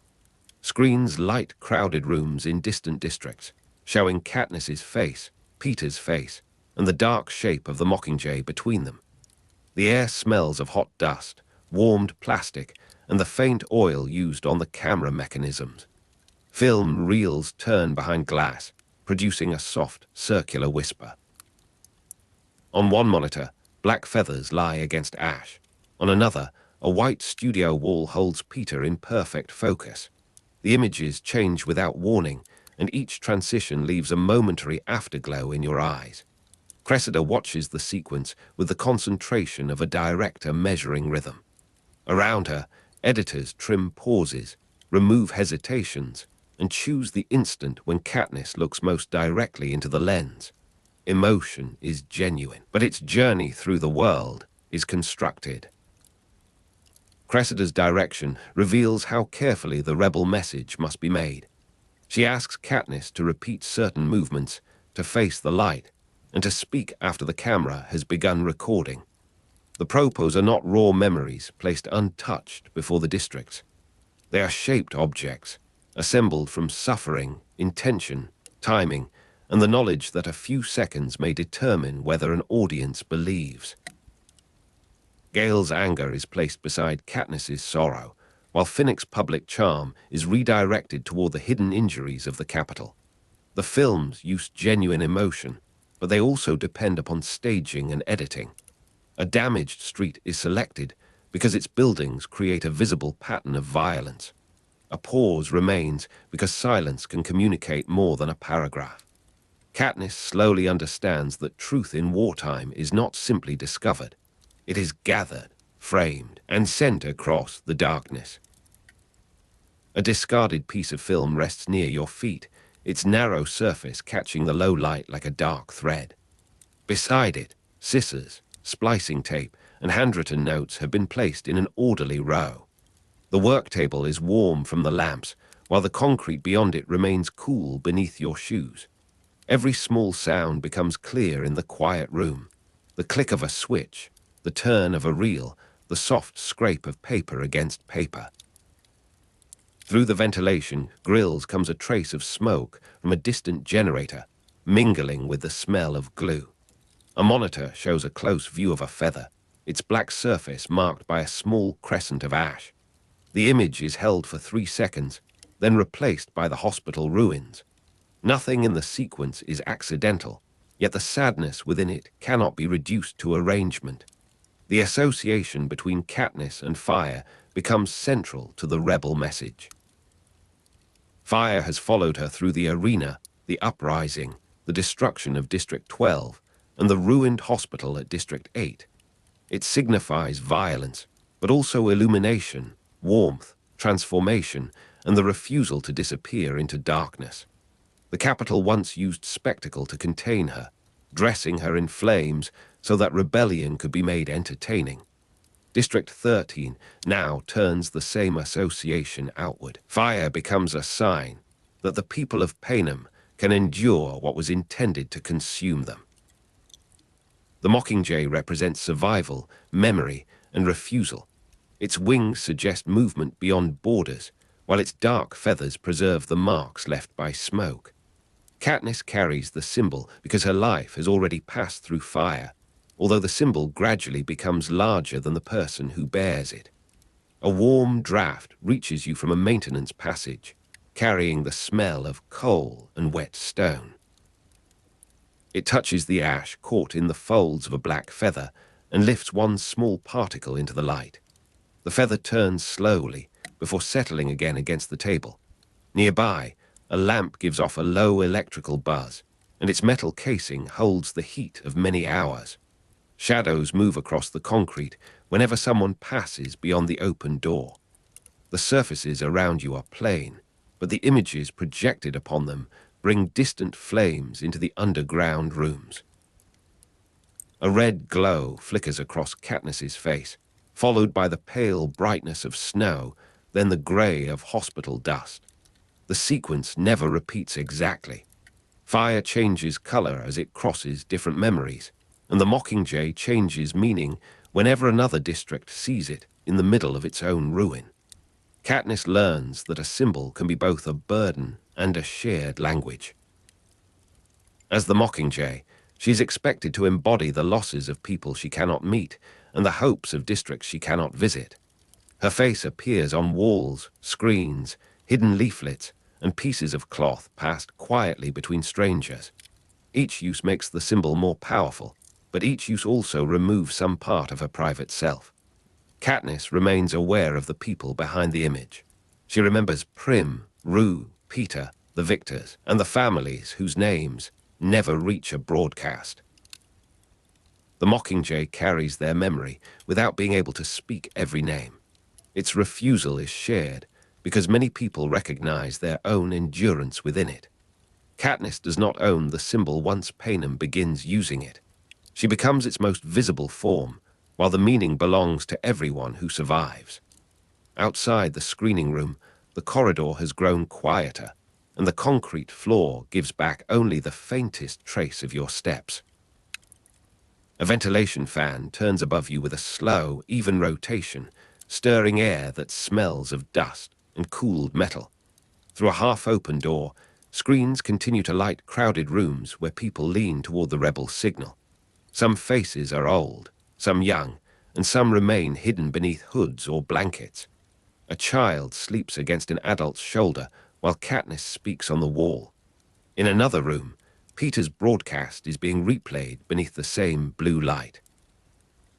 The two voices pass through separate channels, yet they meet inside the people who hear them. Somewhere above the earth, snow may be falling on the remains of District 12. Below it, the images travel like embers protected inside closed hands. The conflict between Katniss and Peter's public images becomes more painful as the broadcasts continue. Peter asks the districts to stop fighting, and Katniss answers with scenes of the capital's attacks. His calm appears to deny the reality that surrounds her. Her anger appears to threaten the lives he's trying to preserve. Neither image can reveal the full truth of the person within it. Peter has been captured, conditioned, and placed before the cameras by a government that understands the force of his gentleness. Katniss has been promised protection for the victors, then placed among ruins because the rebellion understands the force of visible destruction. The competing systems make them seem opposed, even as their memories remain entangled. Panem watches two familiar faces being used to describe the same war in incompatible terms. The room holding the capital broadcast is crowded and dim, with screens casting pale rectangles across the backs of people standing shoulder to shoulder. You hear fabric shifting, a chair leg dragging, and the muted crackle of an old receiver. Peter's voice moves evenly through the space, smooth enough to seem almost separate from the wires carrying it. His face is surrounded by light, while the room beyond the screen remains full of shadows. Several people lower their eyes when he speaks about surrender. Others watch without blinking, their expressions held between trust and suspicion. The glass of water near Peter's hand catches a bright line and then darkens as the camera angle changes. No smoke enters his picture, yet the listeners imagine the hospitals, homes, and streets that have already burned. His calm does not erase suffering. It gives suffering another shape. The rebel campaign makes the capital's monopoly over reality contestable. Before the propos, official screens have largely determined what Panem is permitted to see. The capital can announce victory, conceal a massacre, or present a captive as an honest witness, and the districts have few ways to answer. District 13 cannot immediately replace that system, but it can interrupt its certainty. A shaky image of a hospital may challenge a polished declaration of order. Katniss's voice may make the capital's silence seem deliberate rather than natural. The propos do not create a single uncontested truth. They create a space in which different accounts can exist, collide, and be judged by people who have lived through the events. Reality becomes difficult to monopolize once damaged places begin speaking through cameras. The rebellion's message gains strength because the capital can no longer decide alone what the districts remember. Cold air enters through a broken window in the upper hospital, passing over your face and moving the smoke into long, transparent ribbons. Somewhere beneath the rubble, water drips at irregular intervals, each drop striking stone with a small, hollow sound. The daylight has weakened, turning the walls a soft brown and the ash almost silver. A camera rests on its tripod near the corridor, its dark lens pointed toward the empty beds. Its shutter is closed, but the machine seems to retain the scene within its silent body. Black feathers cling to a wire outside, trembling against the pale sky.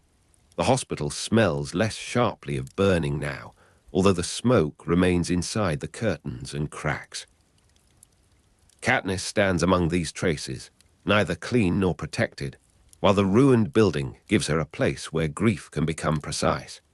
The footage from District 8 continues to move through hidden channels, carrying Katniss's words beyond the hospital walls.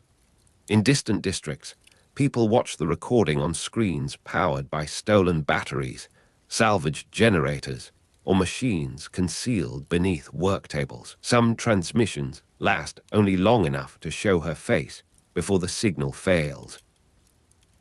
Others are copied and replayed until the image loses clarity but gains familiarity. The hospital bombing becomes part of the rebellion's visual argument because its destruction can be seen rather than merely described. Gale's presence gives the footage a military edge, while Finnick's appearance connects the scene to the older violence endured by the victors. Katniss remains at its center, framed by smoke and broken stone. The Mockingjay travels with her, crossing wires, alleys, kitchens, barracks, and hidden rooms. Each repetition makes the capital's version less complete. Beneath a low ceiling, screens light crowded rooms with shifting shades of blue and white. You smell wet coats drying near heaters, old paper, and the faint bitterness of coffee left untouched in a metal cup. The images flicker across faces that have become accustomed to darkness. A woman holds a folded black feather between two fingers, its surface rough beneath the weak light. Near the doorway, someone turns down the volume, and Katniss's voice becomes a murmur surrounded by breathing. Camera shutters click within the recording as she walks past the hospital ruins. The sound is strangely intimate, like a small clock keeping time beside a bed. Beyond the walls, distant machinery vibrates through the floor. The people gathered that do not need every sentence to remain. The black feathers against ash, the smoke, and the damaged hospital have already become a language. Katniss does not escape the artificiality of the propos entirely, because every public message requires choices about what to show and what to leave unseen. Cressida decides where the camera should stand, which expression should remain, and how long the silence before a sentence may last. Editing places separate moments beside one another until they appear to form a single emotional movement. Genuine grief can be sharpened by staging, while stage surroundings can become meaningful when genuine grief enters them. Katniss gradually recognizes this mixture without accepting every purpose behind it. The rebellion needs an image that can move people, but the image must still contain something that belongs to her. Fire, smoke, feathers, and ruined walls provide a vocabulary. Her memories provide the grammar. Together, they make a message that can survive translation from one district to another. The night air settles over District 8, and broken masonry cools beneath the open sky. You stand near a wall blackened by the hospital bombing, feeling the rough surface beneath your fingertips. Dust has collected in the lines of the stone, while a strand of fabric moves gently from a nail above your shoulder.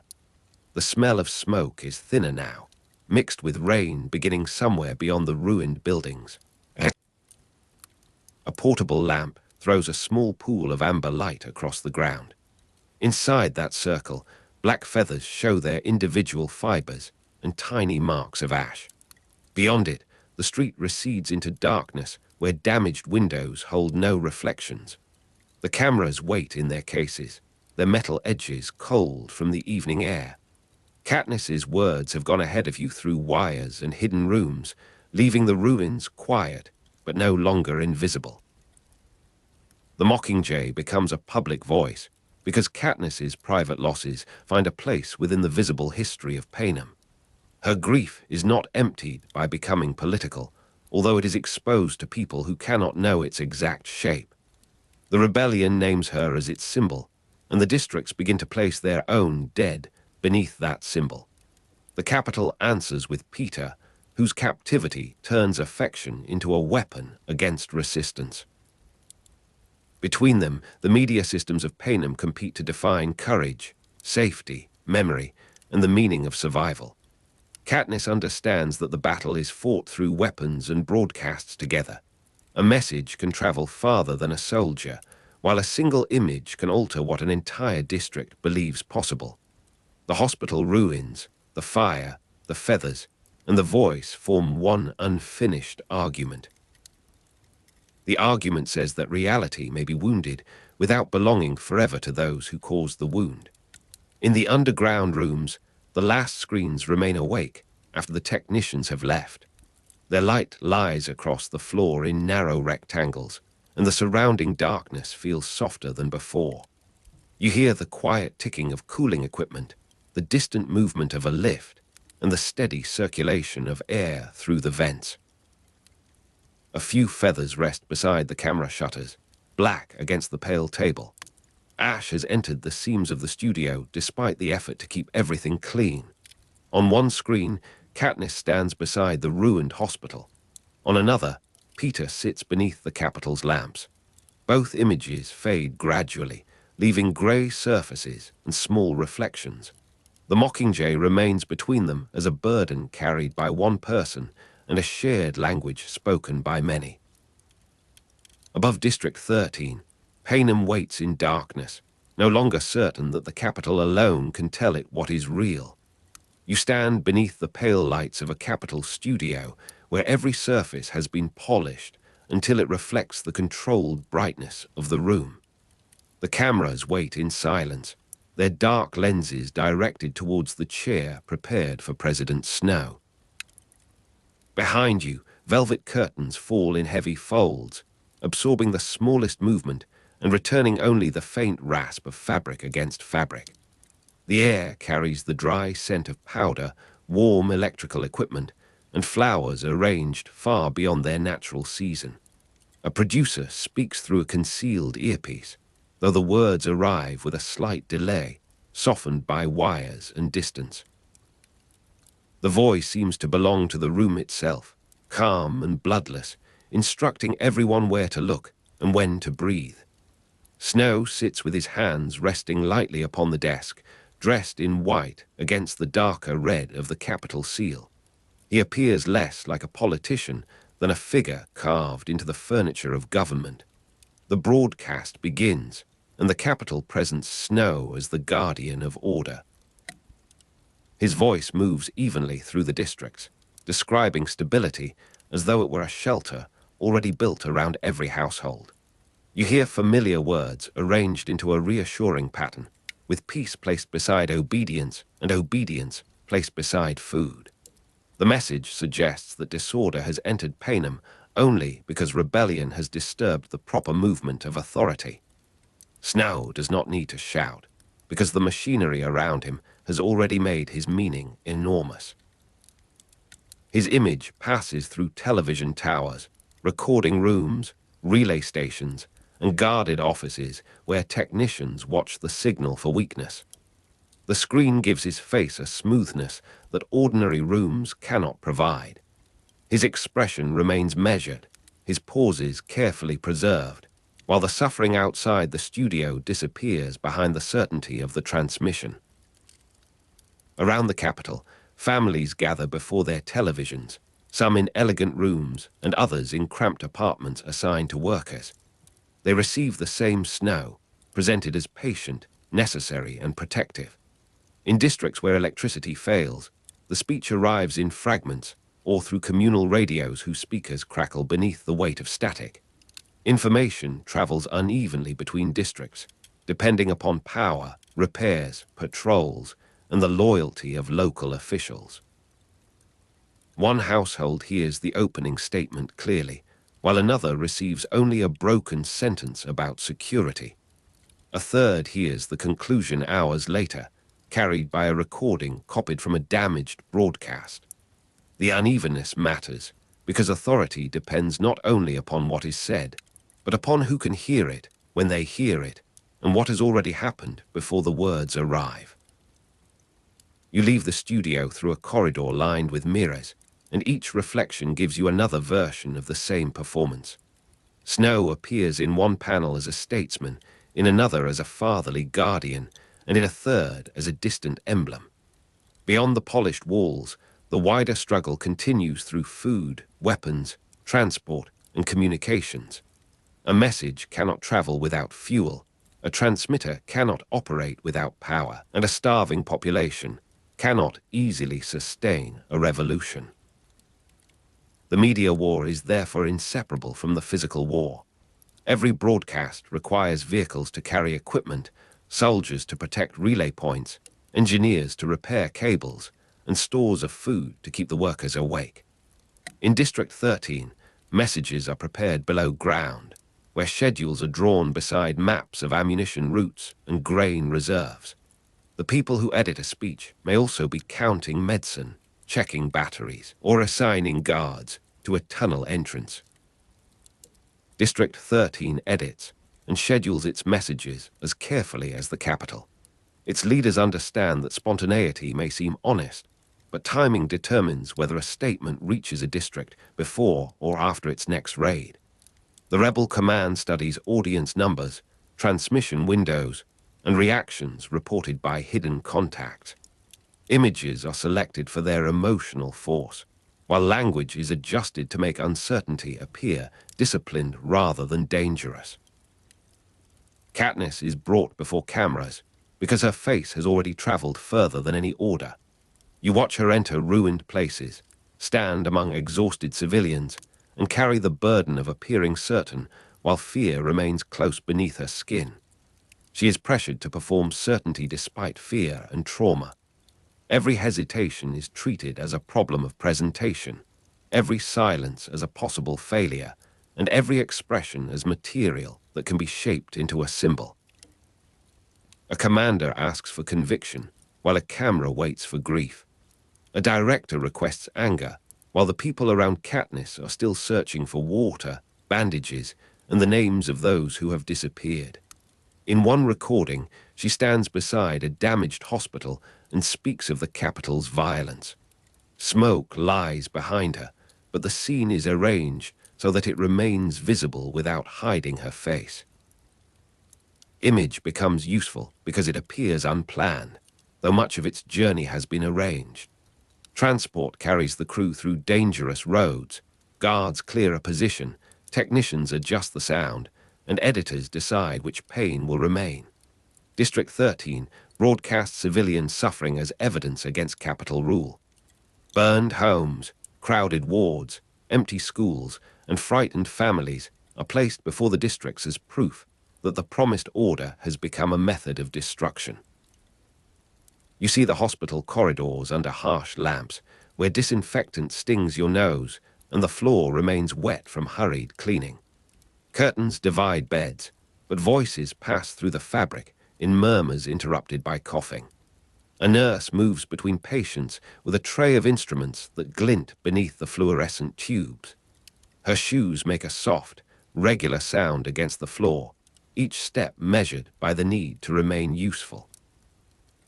From a nearby room comes the faint clatter of metal, followed by a whispered request for water. Somewhere farther away, a radio produces a thin hiss beneath a delayed voice describing another district's losses. The broadcast equipment rests on a folding table beside stacked dressings and empty bottles. Its black casing is marked with dust, and one corner has been repaired with a strip of silver tape. When the camera turns towards the wounded, the room seems to contract around the lens. Private suffering becomes public evidence, and every face acquires a meaning larger than the individual life contained within it. The Capitol calls such images manipulation, yet it relies upon the same transformation. Each authority selects fragments of reality and arranges them into a story that makes obedience appear reasonable. The difference lies partly in the direction of the accusation. Snow shows violence as the consequence of rebellion, while District 13 shows violence as the consequence of capital rule. Both authorities use different versions of the same machinery of obedience. One promises safety through submission, and the other promises liberation through loyalty to the cause. The people caught between them are asked to become witnesses, soldiers, symbols, or proof. Their complexity is reduced until a frightened child represents innocence, a grieving mother represents justice, and a silent prisoner represents betrayal. Katniss watches her image circulate while losing control of its meaning. Her face appears beside slogans she has not written, beneath music she has not chosen, and within speeches whose conclusions have been decided before she speaks. The Mockingjay grows larger than the person who carries it. It enters posters, uniforms, songs, ration cards, and whispered conversations, becoming a shared language that still depends upon one vulnerable human body. Her own uncertainty cannot easily be broadcast. The cameras prefer a clear line between courage and fear, although real courage usually exists in the narrow space where the two are indistinguishable. You feel the pressure of the studio lights upon your face as Katniss is asked to repeat a sentence until the pauses sound natural. The first attempt contains anger, the second exhaustion, and the third has been judged usable. Between takes, the room becomes quiet except for the gentle whir of a fan. A glass of water gathers moisture beside the script, and the printed pages curl slightly where damp fingers have held them. Someone adjusts the collar of her jacket, while another person checks whether the emblem sits correctly beneath her shoulder. The gestures appear ordinary, though each one contributes to the construction of a public figure. On a small monitor, the previous recording plays without sound. Katniss sees herself turning towards the camera, but the motion has been separated from the thought that produced it. The image seems to continue after the person has left the room. It remains bright within the monitor, surrounded by black borders and the pale reflection of ceiling lamps. Finnick's confession enters the war of stories through a different kind of image. He does not appear as an untouched hero, but as a victor whose beauty has been used, purchased, and threatened.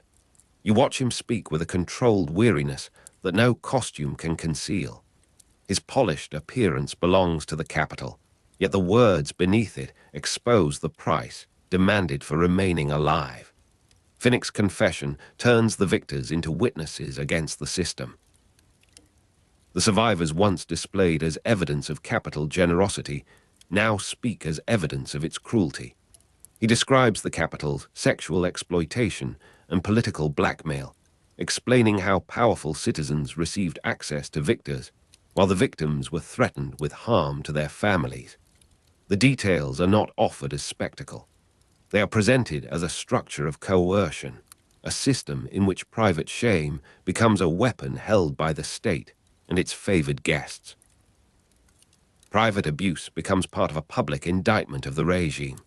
What had been hidden behind luxury, perfume, and carefully guarded doors is brought into the same political space as executions, prisons, and forced labor. Finnick names the relationships that were arranged, the promises that were broken, and the secrets used to control people who appeared powerful. His testimony gives the districts a view of the Capitol's corruption from within its most celebrated ceremonies. You hear the broadcast through a receiver placed in a concrete room where the signal rises and falls according to the condition of the underground antenna. Finnick's voice is sometimes clear, then distant, then briefly lost. Radio hiss gathers around his words like pale dust. A technician turns a dial by fractions, seeking the narrow position where the confession becomes intelligible. The room smells of warm cables, old coffee, and hospital disinfectant carried from the adjoining corridor. A blanket has been folded across the back of a chair, its rough fibers catching against a metal edge. When the signal falters, everyone remains still. No one speaks over the missing words, because silence itself becomes part of the testimony. A delayed voice returns with a description of doors, contracts, and threats. It does not sound like a formal accusation, yet its plainness makes it difficult to dismiss. The capital's velvet rooms are present in the imagination without being shown. You can almost feel the thick carpets beneath your feet, the cool glass in your hand, and the softness designed to conceal violence. Finnick's account changes the meaning of the victors. Their medals, costumes, and public smiles no longer prove that the games rewarded strength, because those same objects can now be read as instruments of ownership. The testimony also places private memory within public history. The harm carried by individuals is connected to a government that made vulnerability profitable and silence compulsory. Across the districts, listeners interpret the confession according to what has reached them. Some hear the whole transmission, while others receive fragments repeated by neighbors or passed along by traveling workers. A damaged message proves more persuasive than a perfect speech, because its breaks reveal the conditions under which it traveled. The interruptions suggest effort, danger, and the possibility that someone had risked enough to make the words arrive. In a mining district, the account is repeated beside a shuttered lift. In an agricultural settlement, it is spoken quietly while sacks of grain are moved away from a patrol road. The same testimony gains different meanings from one place to another. For some, it confirms old suspicions about capital luxury. For others, it offers the first evidence that the victors had been prisoners too. Rebel broadcasts gain credibility when they admit losses. A transmission that names dead soldiers, failed rescues, missing supplies, or a destroyed relay station can sound more truthful than one that promises continuous victory. District 13 learns that perfection resembles capital propaganda. Its editors begin allowing damaged footage, visible fatigue, and the occasional uncertainty of a witness to remain within the final program. Such choices are still deliberate, but the deliberation is concealed inside an appearance of honesty. The rebels understand that audiences distrust a world without mistakes, particularly when their own lives are filled with them. You sit beside a receiver as the final words fade, and the silence after a broadcast ends feels larger than the room. Static continues for several seconds before the speaker falls quiet. The pause leaves space for interpretation, fear, and memory. In that interval, a family may decide to hide food, a worker may choose to sabotage a shipment, or a frightened citizen may report the transmission to the authorities.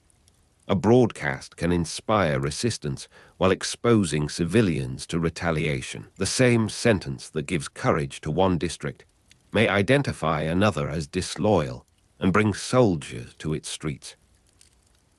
Information itself becomes dangerous cargo. It must be carried through checkpoints, copied without detection, translated across local dialects, and delivered before the capital can replace it with another story. The movement of news follows the movement of weapons and food. A district with poor transport may remain isolated, while a district near a functioning rail line can receive several accounts of the war in one evening. Communications officers record these differences on maps covered with colored pins. Each pin represents a transmitter, a courier, a listening post, or a population that may have heard only part of the truth. The struggle over meaning, therefore, depends upon material access. A nation cannot be persuaded by a message that never reaches its people, and a rebellion cannot survive on symbols when its hospitals lack medicine. Peter's captivity makes propaganda intimate and frightening. The capital does not merely claim that the rebels are dangerous. It uses someone Katniss loves to make that claim enter the most private region of her mind. You see Peter beneath the capital's lamps, his face pale from exhaustion and his expression carefully arranged for the camera. The studio presents him as a recovered citizen speaking freely, yet his captivity has become part of the argument. Snow uses Peter's imprisonment to weaken rebel legitimacy, suggesting that District 13 has abandoned him while demanding loyalty from everyone else. The broadcast shows him describing Katniss as a threat. His voice carries the rhythm of familiar speech, but the meaning has been altered until affection becomes warning and memory becomes evidence against her. Peter is tortured and conditioned to fear Katniss. The capital takes moments of violence, confusion, and helplessness, then binds them to her image through repeated suggestion and chemical manipulation. The result is not a simple lie that can be corrected by stating the truth. It is an injury lodged within recognition itself, making the sight of Katniss provoke terror before thought can intervene. Snow's strategy reaches beyond the political sphere. He turns a damaged relationship into a national broadcast, asking the districts to interpret private pain as proof of rebel cruelty. You hear Peter's delayed voice through a television speaker whose sound has been lowered by a family afraid of neighbors. The words arrive beneath the faint ticking of a clock. His face fills the screen, surrounded by polished captions and the white glow of capital lighting. Every pause has been preserved, giving the impression of sincerity while hiding the force that created it.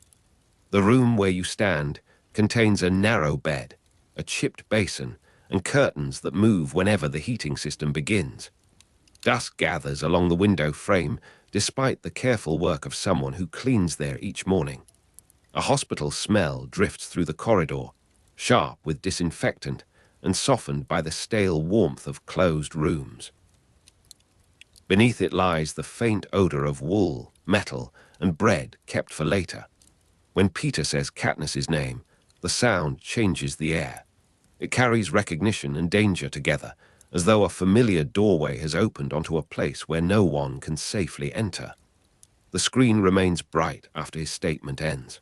The family does not immediately speak, because the silence following the broadcast seems to contain both the capital's command and the possibility of disbelief. Peter's rescue does not immediately restore their relationship. Freedom returns him to the rebels, but it cannot return the earlier arrangement of memories that captivity has dismantled. Katniss approaches him with tenderness, caution, and guilt, while Peter struggles to separate the real person from the figure constructed inside his fear. Their conversations must cross a damaged distance. The rebel authorities want the reunion to become proof of hope. They would prefer an image in which rescue heals the wound, love defeats conditioning, and the story moves towards a clean conclusion. Reality remains slower. Peter may recognize a detail and reject it moments later, or respond to Katniss with suspicion, even while knowing that suspicion has been implanted. The relationship becomes a contested territory, claimed by memory, medicine, propaganda, and the expectations of those watching from outside. No broadcast can resolve what must be rebuilt through time. You stand near a recovery ward where the lights are lowered after evening rounds. The walls hold a muted green color, and the windows reflect beds more clearly than they reveal the darkness outside. A ventilation system murmurs above you, rising and fading like distant machinery beneath the earth. Somewhere beyond the doors, a trolley wheel turns unevenly across the floor. Peter's room contains a chair placed beside the bed, though no one always knows who will sit there. A blanket lies folded at the foot, and a cup of water trembles when footsteps pass.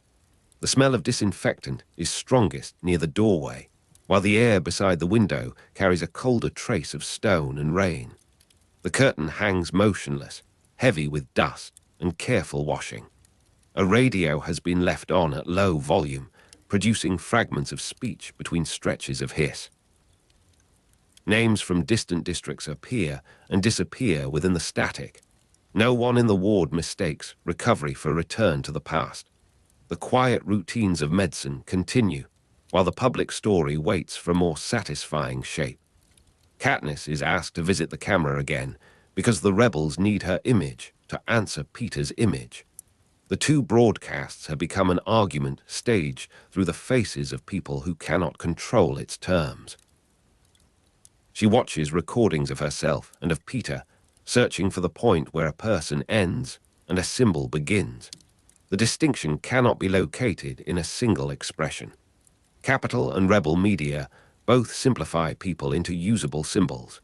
Snow turns Peter into proof that rebellion destroys innocence, while District 13 turns Katniss into proof that resistance can survive oppression. Neither image is entirely false. Each contains a truth, though each removes the surrounding complexity that might make the truth harder to use. Katniss is brave, frightened, loyal, angry, and uncertain at once. Peter is compassionate, wounded, confused, and capable of harm under the pressure of altered memory. A symbol must remain clear enough to travel. A human being remains difficult because the contradictions do not disappear when the camera is switched on. You enter another recording room where the walls are covered with maps and schedules. A red light above the doorway indicates that the transmission is being prepared, although the microphone remains silent.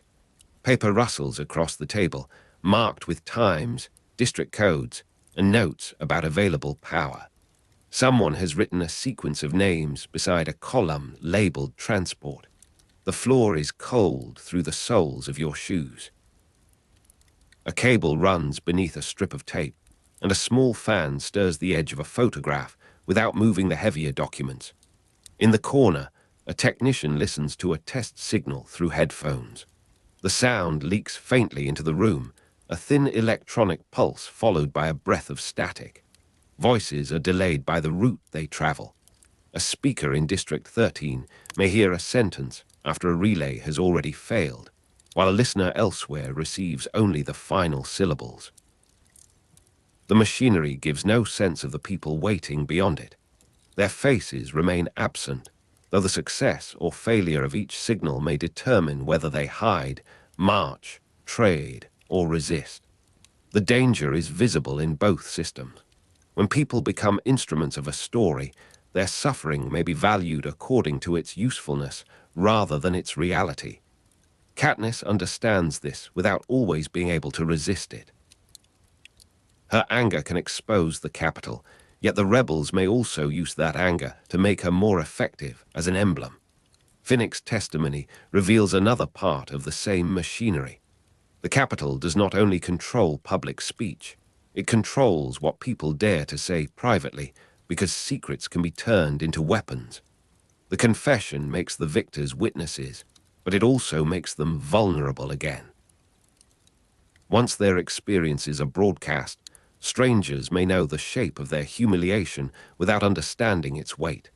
Public indictment cannot erase private damage. A regime may be condemned for what it did, while the person who suffered continues to wake inside the memory of it. You hear the aftermath in the quieter districts, where Finnick's words are repeated without music or official introduction. A worker speaks them beside a stove, and another person answers with a story of coercion. The room smells of damp timber and cooled ash. A kettle rests on a blackened ring, making small clicks as its remaining heat leaves the metal. Outside, rain touches the roof in irregular patterns, sometimes gathering into a steady whisper and sometimes breaking apart beneath the wind. The sound gives no indication of what is happening on the roads. A hidden receiver glows beneath a cloth, its green light covered whenever footsteps pass near the house. The operator turns the volume down until the broadcast becomes almost indistinguishable from breathing. Fragments of Finnick's confession travel through such rooms. They are copied by hand, remembered imperfectly, and fitted into local histories that existed before the official story reached them. The message changes as it moves, but its central accusation remains. Luxury, power, and beauty have not protected the victors. They have made them desirable possessions. In the capital, the response is swift and controlled. Officials question the authenticity of the confession, describe Finnick as unstable, and suggest that rebels have manipulated his grief.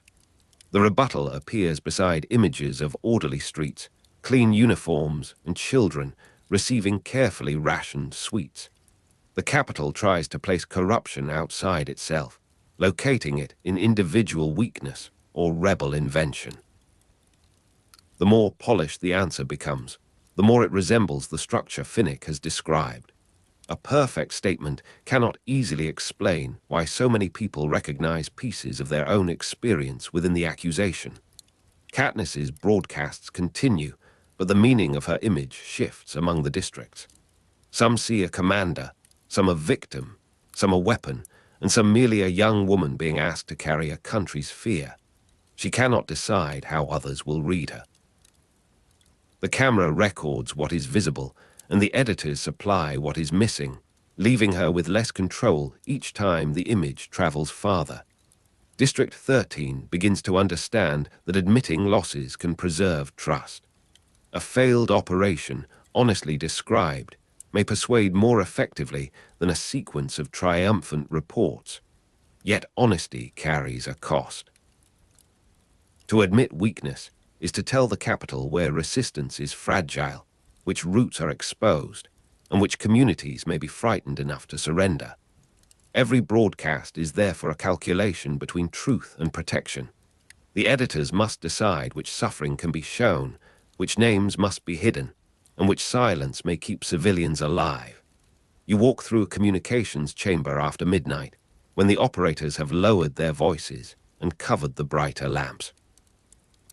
The corridor seems longer because the usual movement has slowed. Warm air passes through the vents, carrying traces of dust and disinfectant. The concrete walls hold a faint vibration from generators working beneath the floor. A distant transmission breaks into the chamber, first as a pulse, then as a sequence of words separated by static. The operator lifts one hand, asking everyone nearby to remain quiet. Somewhere above ground, a district may be listening from a room without windows. Somewhere else, a patrol may be tracing the same signal and preparing a list of suspected listeners. The message concerns food routes, but it also contains a sentence about the war. One piece of information carries another beneath it, hidden within an ordinary instruction about grain. Weapons require transport. Transport requires fuel. Fuel requires control of roads. And control of roads determines which messages can cross the country. Communication is never separate from the physical struggle. A family that receives a warning may hide its stores before soldiers arrive. A district that misses the warning may lose both supplies and the people assigned to defend them. The uneven movement of information produces uneven courage. Resistance grows where news, food, and weapons arrive together, while isolation makes even loyal communities appear uncertain. Snow understands this connection. He places broadcasts beside images of full markets and guarded trains, suggesting that obedience is the condition through which necessities continue to move. District 13 offers another arrangement. It shows empty shelves, wounded civilians, and broken convoys, arguing that the capital's promises have already failed regardless of its official announcements. Neither authority can rely upon speech alone. A starving person may listen carefully to a promise, but the weight of an empty bowl remains its own form of evidence. You are standing in a district square where a loudspeaker has been fixed to a cracked wall. Rainwater has darkened the stone beneath it, and the wire disappears into a building with boarded windows. The speaker emits a low electrical hum before the program begins. People gather without forming a crowd, keeping enough distance between themselves to leave quickly if soldiers appear. A child holds a torn coat closed at the throat. An older man keeps one hand inside his sleeve. and a woman beside him watches the road more often than the speaker. The broadcast arrives with a delay, making the movement of the announcer's voice feel detached from the instant around you. Words seem to travel through several rooms before reaching the square. Between statements, there is radio hiss and the faint rustle of rain. The audience remains quiet, listening for names, dates, and places that might tell them what has happened beyond the district boundary. When the transmission ends, no command follows. The loudspeaker clicks once, then falls silent, leaving only the weather and the uncertain breathing of those who have gathered. The silence after a broadcast ends can be more revealing than the speech itself. People must decide what the message means without the guidance of music, applause, or a presenter's final expression. Some return home and close their shutters. Others carry the information towards another settlement, adjusting the wording so it sounds less dangerous when repeated. A few listeners may believe the capital, while others may distrust District 13, and many may believe both sides only when their own experience confirms the account. The war of stories does not replace the war of bodies. It enters the same rooms as hunger, fear, and exhaustion, becoming one more pressure upon people already asked to endure too much. Peter remains at the center of this pressure because his altered mind makes the conflict personal. His fear is both an injury and a broadcast, both a human wound and a political instrument. Katniss cannot defeat the capital simply by proving that Peter has been changed. She must live beside the consequences, protecting herself while refusing to reduce him to the symbol of what was done. The rebels also face a moral difficulty. If Peter's suffering is shown, it may expose the capital's cruelty, but it may also turn his recovery into another public performance. A person can be rescued from captivity and still remain captured by the expectations of the people who claim to have saved him. The camera may disappear, while the demand for a meaningful ending continues. You wait outside a ward as evening settles through the narrow windows. The glass turns grey, and the interior lights become reflected shapes hovering above the dark floor. A trolley passes with folded sheets, each one carrying the clean scent of soap and the faint roughness of industrial cotton. Its wheels squeak once before the sound is absorbed by the corridor. Behind a closed door, someone speaks in a low voice, pausing often as though each sentence has to be tested before it can safely exist. Another voice answers with a gentleness that cannot guarantee success. The air is cooler near the stairwell. It touches your hands and face, carrying the mineral smell of concrete and the distant warmth of a kitchen preparing the night meal. A radio in the nurse's station gives off a weak glow. Its speaker is silent now, but a trace of hiss remains beneath the electrical hum. The corridor does not resemble a battlefield, although the consequences of the battlefield lie within every room. Here, victory cannot be measured by territory or broadcast reach. Healing proceeds through repetition, patience, and small recognitions.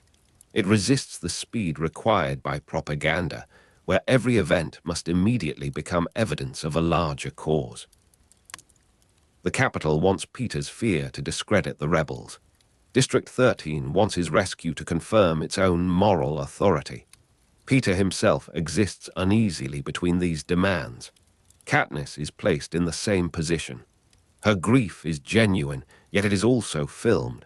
Her anger is sincere, yet it is also scheduled. Her uncertainty is human, yet it is treated as a flaw to be edited away.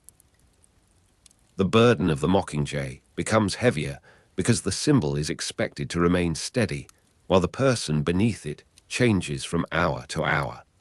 You return in thought to the two screens from the pale room, one carrying Katniss beside the ruined hospital and the other holding Peter beneath capital lamps.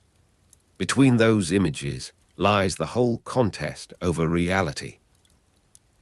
One side presents protection as order, and the other presents destruction as proof, while both depend upon faces that cannot escape being watched. Finnick's confession opens the hidden doors behind the capital's luxury. Peter's conditioning opens the hidden violence behind its broadcasts. Katniss's image opens the difficulty of turning a person into a sign. The stories travel unevenly through damaged wires, guarded roads, copied recordings, and memories altered by fear. They arrive at different times, carrying different risks for the people who receive them. A perfect speech can be repeated by authority. A broken message must be reconstructed by listeners, and in that reconstruction they may recognize the effort, danger, and weakness that make it believable. You stand once more beneath the quiet machinery of a transmitter, where small lights blink against the dark. The room has no windows, and the concrete walls hold the steady warmth of hidden equipment. Beyond the chamber, Panem remains divided by mountains, checkpoints, damaged rails, and the uncertain reach of electricity. Some districts sleep beneath capital announcements, while others sleep beside rebel instructions. The silence after a broadcast ends spreads through every location differently. In one place, it means obedience, in another, grief, and in another, the beginning of a decision that may not yet have a name. Messages, broadcasts, and the war of stories continue because neither authority can control every listener. Snow can shape the image of order, and District 13 can shape the image of resistance, but experience keeps interrupting both.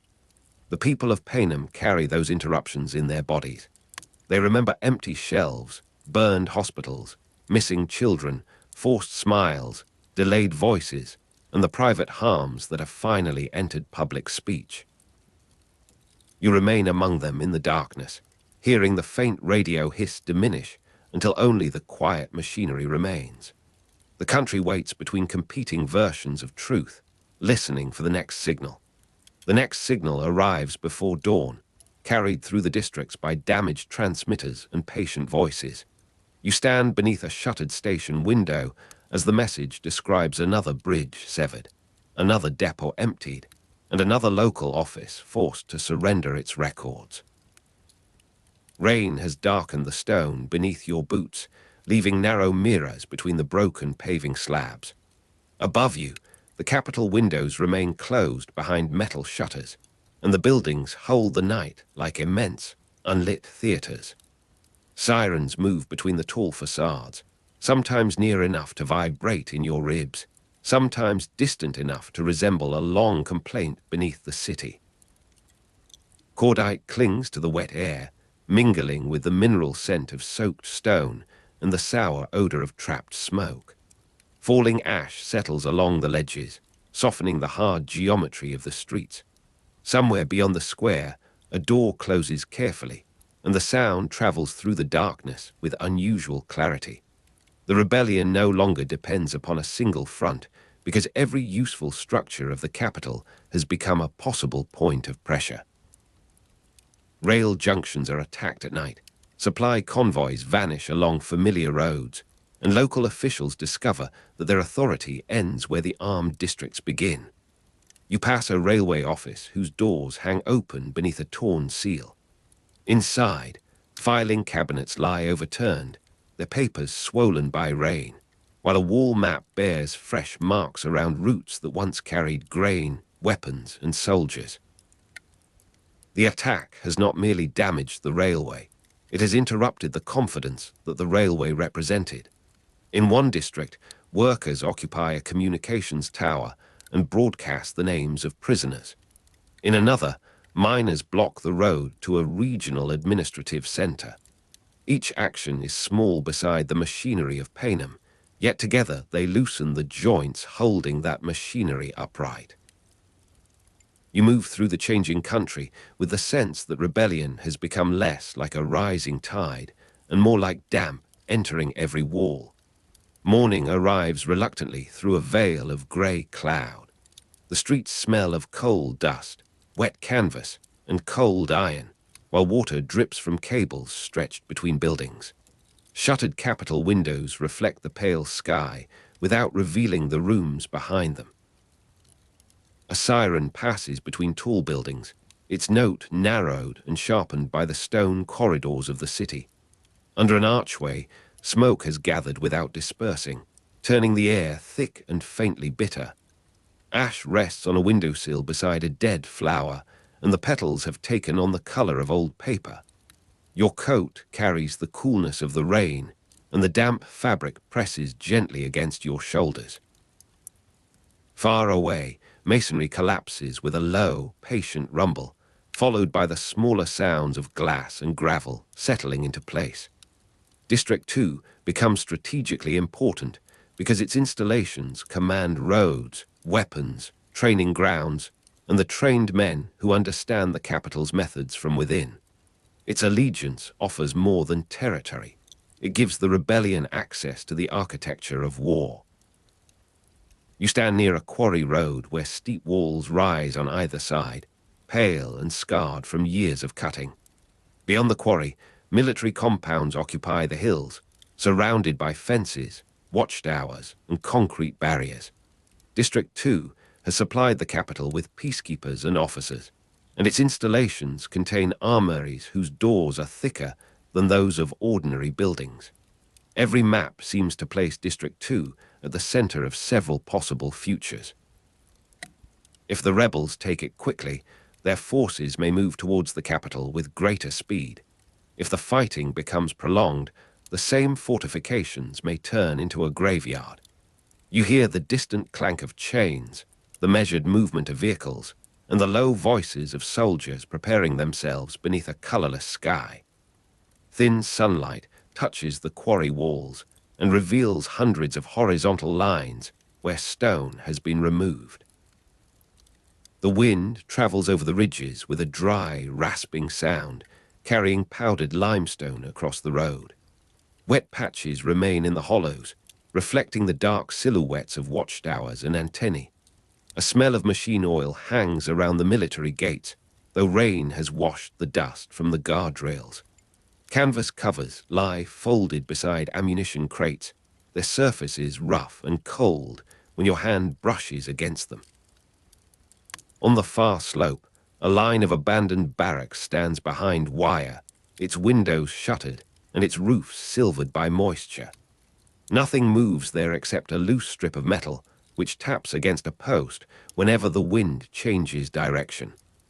Gale studies District 2 as a soldier studies a difficult position, measuring entrances, response times, and the distances between protected sites. His proposals are efficient because they make the capital's expected rescue responses part of the battlefield. You are beside a table covered with maps, and Gale's finger moves from an outer supply road to a communications station, then towards the medical teams certain to follow. He imagines a first strike that draws guards into an exposed position, followed by a second against those who arrive to recover the wounded. The method depends upon predictability, and the capital has always been predictable in its need to display control. A damaged installation demands a public response, while a visible rescue offers the rebels a chance to attack authority where it is concentrated. Around the table, some officers nod at the clarity of the plan. Others remain silent, staring at the narrow symbols that represent ambulances, workers, and frightened civilians rather than pieces on a board. The room is warm from a small iron stove, yet the maps feel cold beneath your palms. Rain ticks against the roof in an irregular pattern, and every pause seems to expose the faint vibration of engines beyond the walls. Kerosene lends the air a yellow, oily warmth, while damp wool and smoke collect in the corners. The paper edges curl where moisture has entered them, making the roads appear to bend. A lamp burns above the table, its light trembling whenever someone opens the door. Outside, boots pass across the yard and leave dark prints in the mud. The smell of cordite remains in the coats hanging nearby, subdued but unmistakable, as though the battlefield has followed the soldiers indoors. The debate reveals a conflict that no victory can easily conceal. Military efficiency asks whether a tactic will succeed, while moral limits ask what kind of people success through suffering may create. You hear the argument continue beneath the low ceiling. One officer describes the capital as a machine that understands only force, and another answers that civilians are not components within that machine. Gale insists that the rebellion must learn to anticipate the enemy rather than merely endure its attacks. The objections do not deny the need for victory, but they question the habits victory may leave behind.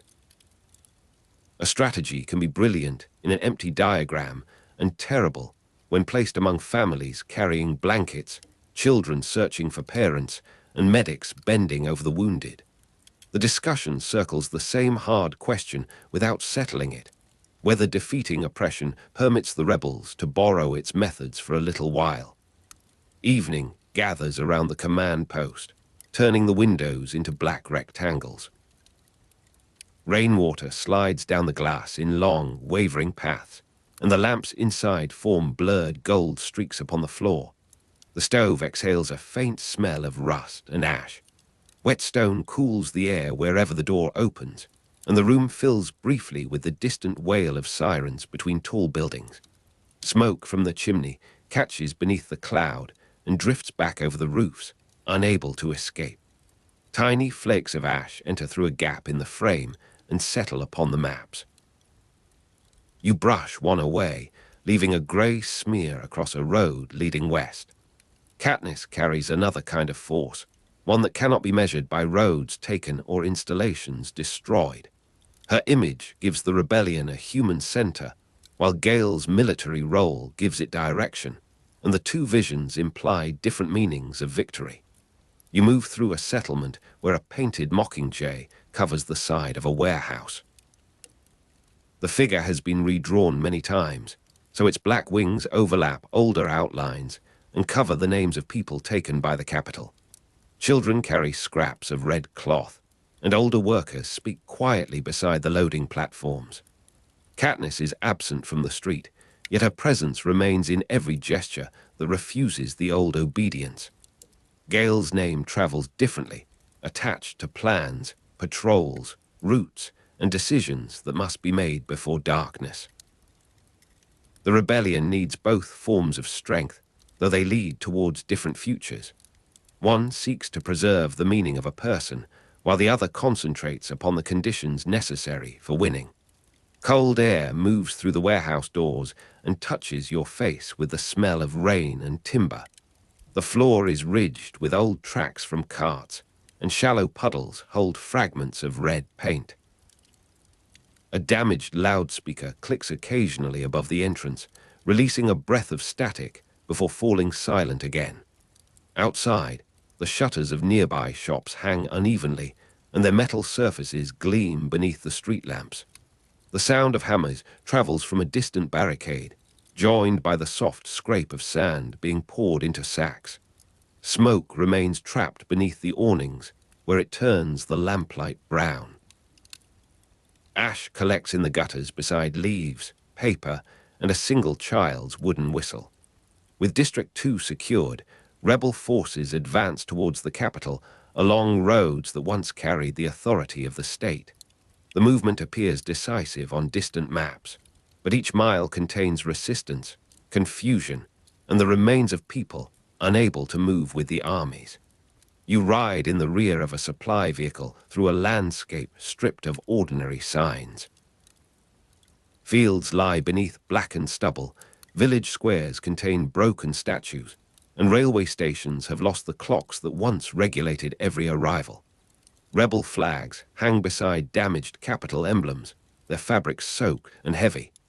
At each crossing, engineers examine the ground for wires, pressure plates, and buried charges. Soldiers sleep in brief intervals beneath tarpaulins, while medics sort bandages by the light of covered lamps. The advance continues, because stopping would give the capital time to gather itself. Yet movement brings the army closer to a city, prepared to turn every street into a delaying action. A hard wind travels across the open land and presses the rain against the vehicle's canvas sides. The smell of diesel enters through the seams, mixing with wet leather and the faint sweetness of crushed grass. Wheels strike potholes filled with brown water, and the metal frame shudders beneath you. Far ahead, Smoke hangs above the horizon in a broad, motionless band. Ash falls there even though no fire is visible, carried from distant districts by the upper wind. The canvas roof trembles like a sail, and drops gather along its inner edge before falling upon the wooden crates. Someone has placed a blanket over a rifle, and the wool holds the odor of damp earth. The final approach slows beneath prepared defenses. Artificial streets, barricades, traps, and concealed positions transform the capital into a maze where every apparent route has been designed to expose those entering it. You enter a manufactured neighborhood built to resemble an ordinary residential quarter, complete with painted shop fronts, empty balconies, and windows concealing firing slits. The streets turn without reason, ending at walls that appear temporary but contain steel beneath their plaster. A collapsed bus blocks one intersection, while another has been filled with overturned vehicles and coils of wire. Explosions come from beneath the paving, throwing fragments of stone into the rain. Rebel soldiers advance by crouching beside walls, then retreat when a doorway opens with mechanical precision. Urban fighting changes the scale of war, bringing danger close enough to touch, hear, and smell. The capital's defenses do not merely resist the army, they confuse it, exhausting attention one narrow passage at a time. Water shines upon the artificial cobbles beneath a sky hidden by tall buildings.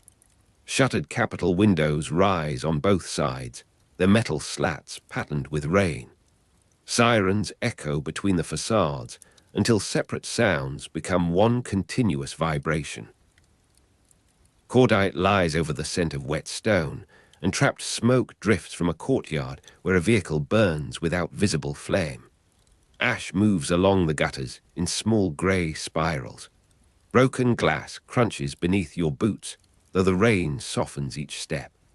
A loose sign swings above a doorway and strikes the wall with a hollow note, marking time while the street waits for the next blast. Gale's efficient plans become terrible when imagined among civilians because the expected rescue response contains real bodies that cannot be separated from the military target. You see a group of families pressed against the wall of a transit station, holding bags, infants, and small metal containers of water. They have been told to move towards a safe corridor, but the corridor has become part of the fighting. A signal flare rises, and every person looks towards it with the same brief hope. Then gunfire travels from the roofline. The soldiers around you react according to training, spreading out and searching for the source. In that instant, the logic of the trap becomes visible. The response itself has been anticipated, and the rescue has become another opportunity for destruction.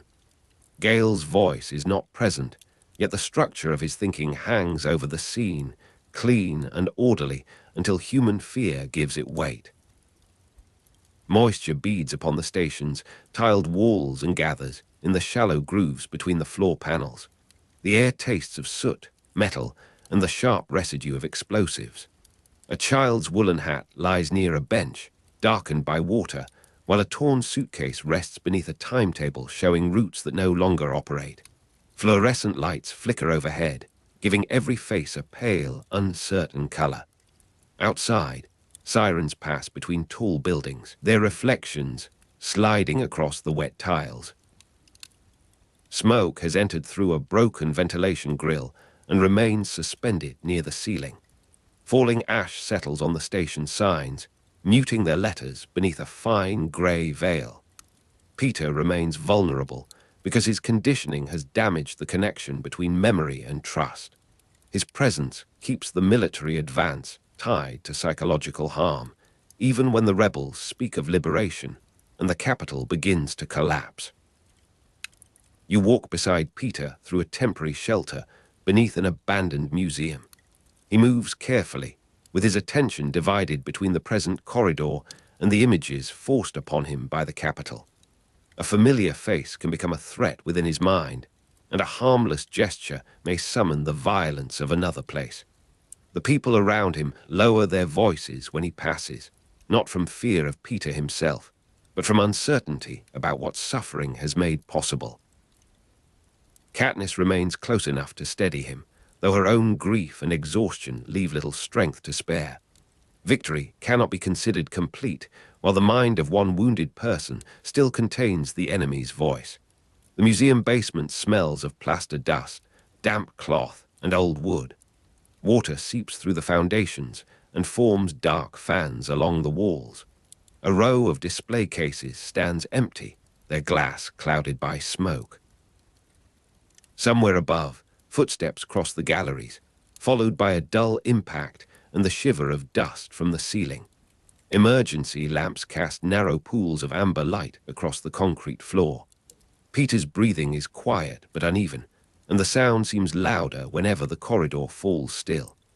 Ash drifts through a ventilation shaft and settles upon abandoned labels, where the names of vanished objects remain printed in careful black letters. Katniss joins a group moving through the capital, entering the city not as an ordinary soldier, but as a figure whose symbolic value has become difficult to control. The group's mission carries military purpose, political meaning, and the private urgency of survival. You move behind a line of soldiers through streets narrowed by rubble and barricades. Cameras remain mounted above some entrances, though many lenses have been shattered. The group advances beneath the shadow of government buildings, passing shuttered Capitol windows that conceal frightened officials and abandoned servants. Katniss is kept near the center, where danger and visibility meet. Each step is recorded by someone, somewhere, even when the city appears empty. Her presence promises courage to the districts, but it also makes her vulnerable to every faction seeking to shape the meaning of the approaching victory. Peter's absence from the immediate formation does not remove him from the mission, because his damaged mind remains part of the burden carried forward. Rainwater pours from broken gutters and runs over the pavement in silver sheets. Sirens rise between tall buildings, then fade beneath the heavier sound of artillery. Cordite sharpens the damp air, while wet stone releases a cool, earthy smell beneath the smoke. The facades around you are pale and elaborate, their carved surfaces blackened by soot. Smoke is trapped in the narrow streets, moving slowly as though it has forgotten where the open sky lies. Ash falls from the upper levels and gathers upon helmets, shoulders, and the ledges of sealed windows. A torn banner hangs limp above the road, its colors diluted by rain until only a faint pattern remains. The rebel attack causes severe civilian suffering, and the city's inhabitants endure the consequences of a battle conducted in streets designed for spectacle rather than protection. You pass apartments where families shelter in bathrooms, cellars, and cupboards beneath staircases. Some doors display white cloth, while others have been forced open by soldiers searching for weapons or hidden passages. Hospitals fill beyond their capacity, and wounded civilians lie beneath blankets in corridors where lamps burn without rest. Food stores are broken into, water pipes split, and electrical fires spread through buildings already weakened by bombardment. The capital's population has benefited from the district's suffering, but the individuals you encounter do not possess the simple guilt of a government. They are frightened, hungry, and trapped inside a city that taught them to look away from pain until pain entered their own rooms. In an underground passage, the air is warm and stale despite the rain above. Wet stone glistens beneath emergency lamps, and the smell of antiseptic struggles against cordite, smoke, and human closeness. Sirens reach the tunnel as a muffled vibration, traveling through the foundations of the tall buildings overhead. Ash sifts through cracks in the ceiling and settles upon folded blankets. A kettle rests beside a stack of empty tins, its metal surface marked by soot. Somewhere in the darkness, a woman whispers a name repeatedly, each repetition softer than the one before. The sound of water dripping into a basin keeps a slow measure beneath the distant fighting. Parachutes appear above the capital during the confusion, carrying objects that resemble gifts from the sky. The bombing kills Primrose Everdeen, and Katniss's private grief becomes inseparable from the rebellion's public triumph. You are near the barricades when the first parachutes drift down through the smoke. Their white canopies turn slowly above the street, and people look upward because the capital has trained them to associate descending gifts with hunger, ceremony, and hope. The first explosion throws bodies against the walls. After the pause that follows, medics move towards the injured, and a second detonation tears through them. Prim is among those crossing the open ground, carrying the knowledge and courage that have always made her seem younger than her duties. The fire takes her before Katniss can reach her. In that instant, the approaching victory changes shape, becoming inseparable from the death of a sister. Rain begins again beneath the darkened towers, striking the pavement around the fallen parachute. Cordite fills your throat, and wet stone radiates the cold of the underground foundations. Sirens collide between tall buildings, creating a broken chorus that rises and falls without resolution. Trapped smoke turns the street lamps into blurred orange halos. Ash descends through the rain, clinging to the white fabric and forming grey streaks along its folds. A child's shoe lies near a pool of water, its leather split across the toe. Around you, the city continues to move, but every sound seems distant from the stillness at the center of the street.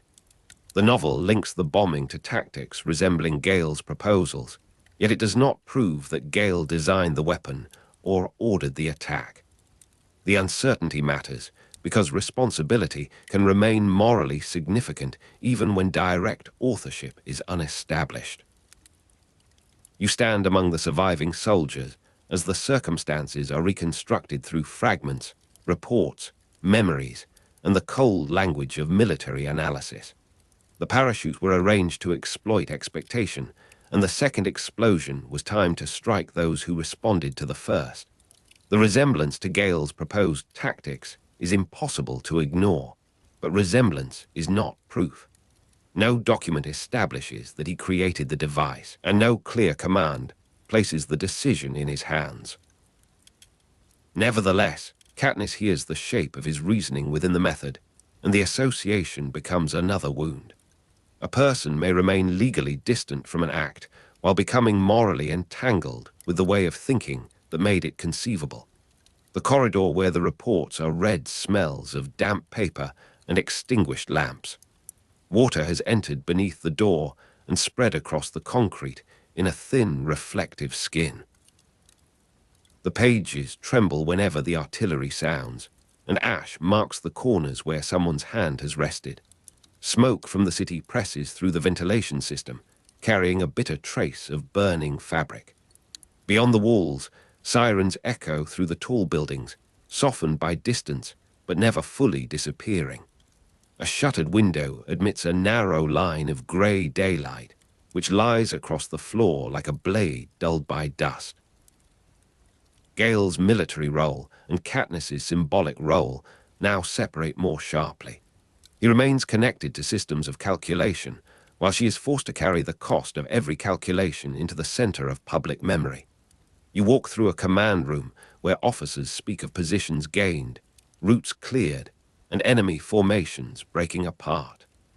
Gale stands among them with the stillness of someone trained to think beyond immediate grief. Katniss is elsewhere, surrounded by images, witnesses, and people who attach their own losses to her face. The rebellion needs plans that can conquer the capital, yet it also needs a figure who can say what conquest has cost. These roles cannot be easily combined. One seeks a victory that functions, while the other seeks a victory that means something.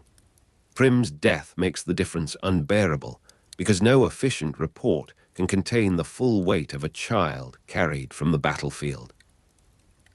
The command room is lit by shaded lamps that leave the ceiling in darkness. Rainwater drips from military coats onto the floor, producing small dark circles in the dust. The walls smell of chalk, canvas, and overheated wires. A radio emits short bursts of static between incoming messages. Smoke remains caught beneath the rafters, and the air tastes faintly of ash. On the table, metal rulers lie beside folded maps, their edges shining under the lamps. Through a high window, shuttered Capitol facades appear as flat grey plains, while a distant siren threads between the buildings and fades into the rain. Snow is captured after the Capitol's military collapse, and the figure who ruled through fear becomes a prisoner moving through the ruins of his own authority. You see him brought through a guarded corridor beneath the government complex, his body diminished by illness and confinement, but his expression still carefully composed. The soldiers who once obeyed him have disappeared, surrendered, or changed their uniforms. Officers now wait for instructions from people who were recently enemies, and every sealed office contains documents that may determine the next government. Snow's capture does not resolve the rebellion's deepest questions. It removes the old center without providing a new one. The capital has fallen militarily, but the shape of political power remains unsettled, waiting for whoever can occupy the empty space. The corridor carries the smell of wet stone, disinfectant, and old smoke. Emergency lights blink along the ceiling, making Snow's shadow lengthen and contract across the walls. Sirens move outside between tall buildings, though their urgency has lost the certainty it possessed before the collapse. Ash lies in the corners beneath abandoned portraits, softening the painted faces of former officials. A shuttered window admits the pale reflection of rain, and drops tap against the metal from the other side. Footsteps approach, pause, and continue. The building seems to breathe through its damaged vents, drawing in cold air from a city no longer certain whom it serves. Snow's capture leaves a political vacuum, and the vacuum invites a new authority to define justice before the survivors have recovered enough strength to question it. You enter a chamber where Coin speaks with the calm precision of a leader who believes history has placed the answer within her reach. The districts require order, the soldiers require direction, and the population demands a visible conclusion to years of terror. Yet every demand can be arranged into a justification for more control. Coin presents herself as the necessary bridge between revolution and government, while the people around her measure the distance between those two conditions. Katniss watches the process with exhausted suspicion, aware that symbols can be used by a new ruler as readily as by the old one. The fall of snow has opened the door, but no one can see who will decide which way it closes.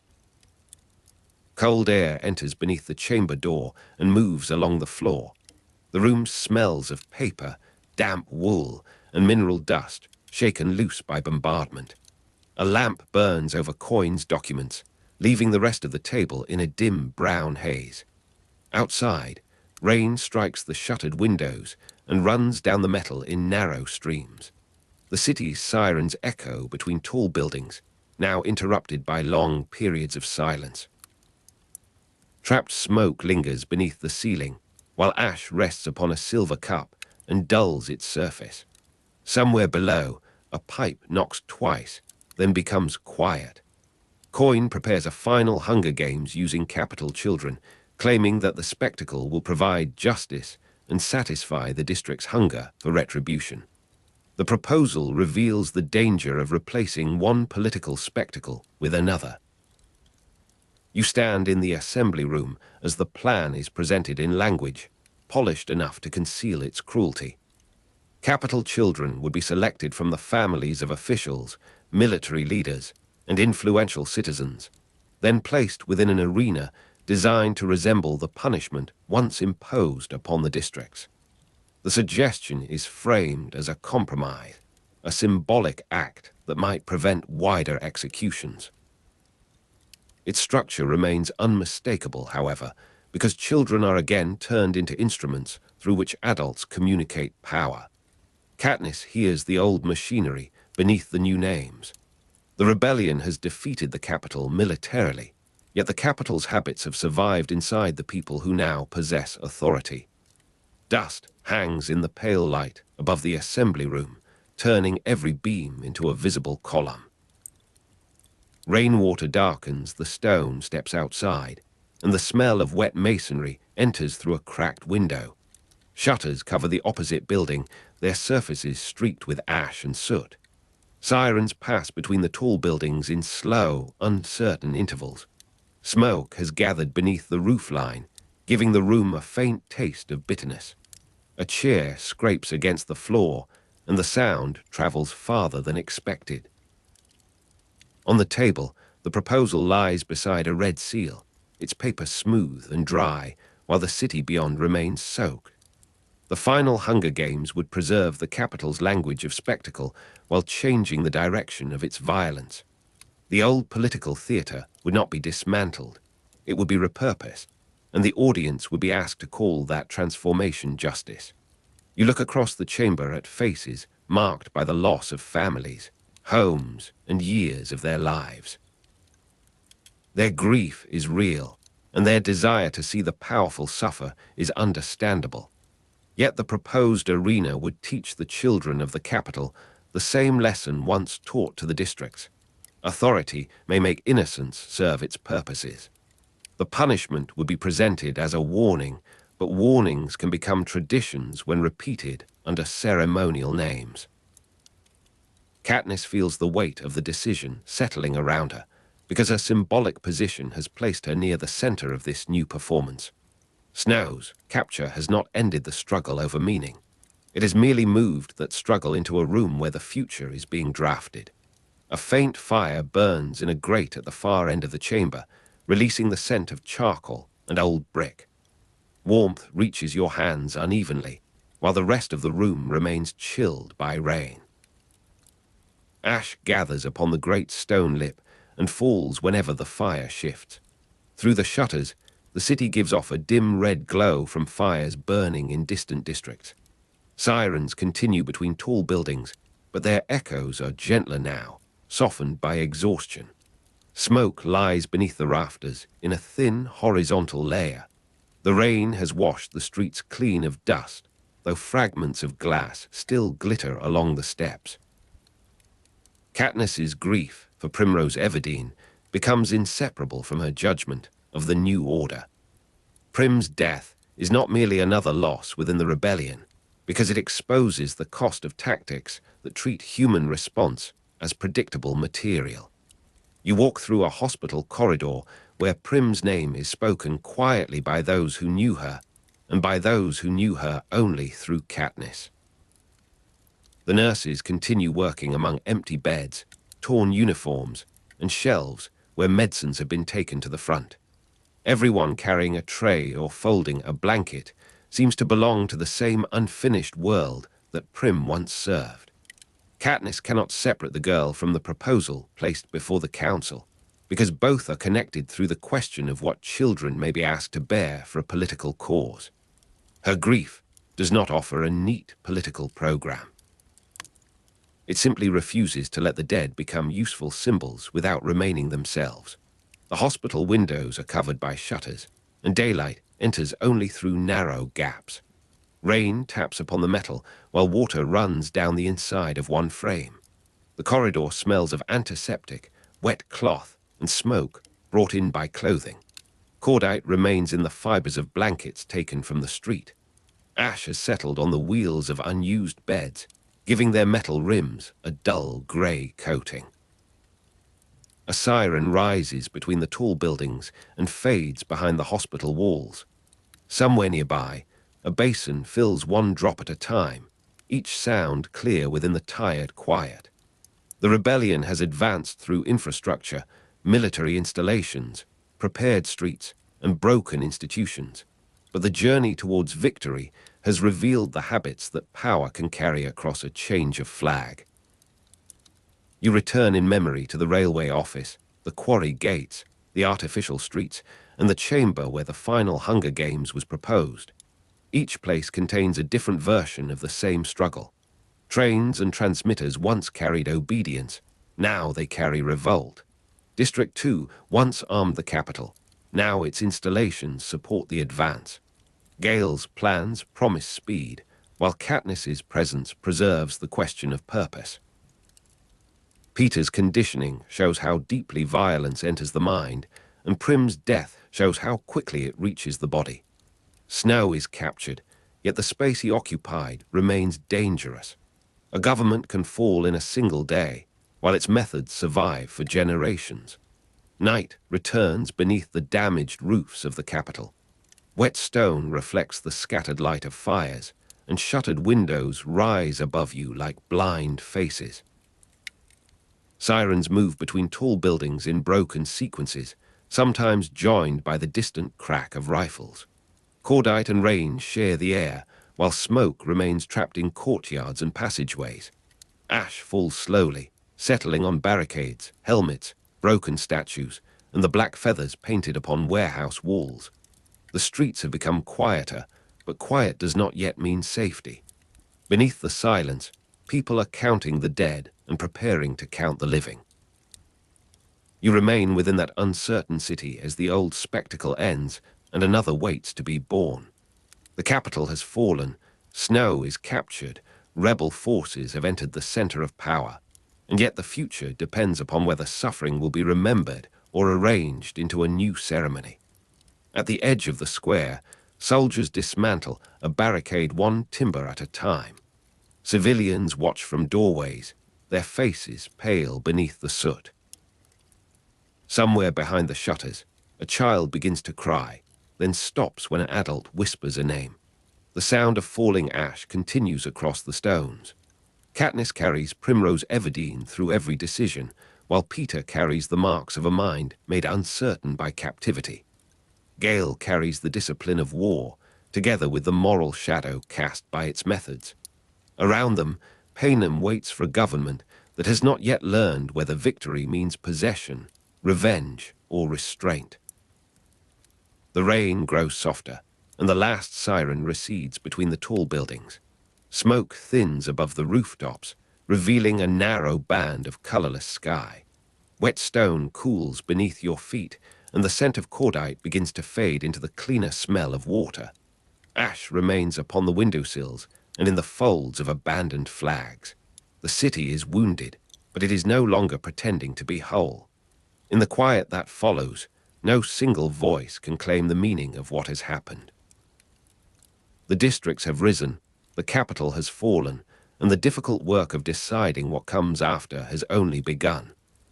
After Snow's capture, the city enters a strange interval between victory and another kind of uncertainty. The capital has fallen, yet its avenues still carry the habits of command, and every surviving official seems to be waiting for a new voice to give the future its shape. Olma Coin becomes interim president of Panem, standing before the assembled districts with the calm authority of someone who has already imagined the years ahead. Her language is measured, practical, and almost soothing, though the old machinery of power can still be heard beneath it.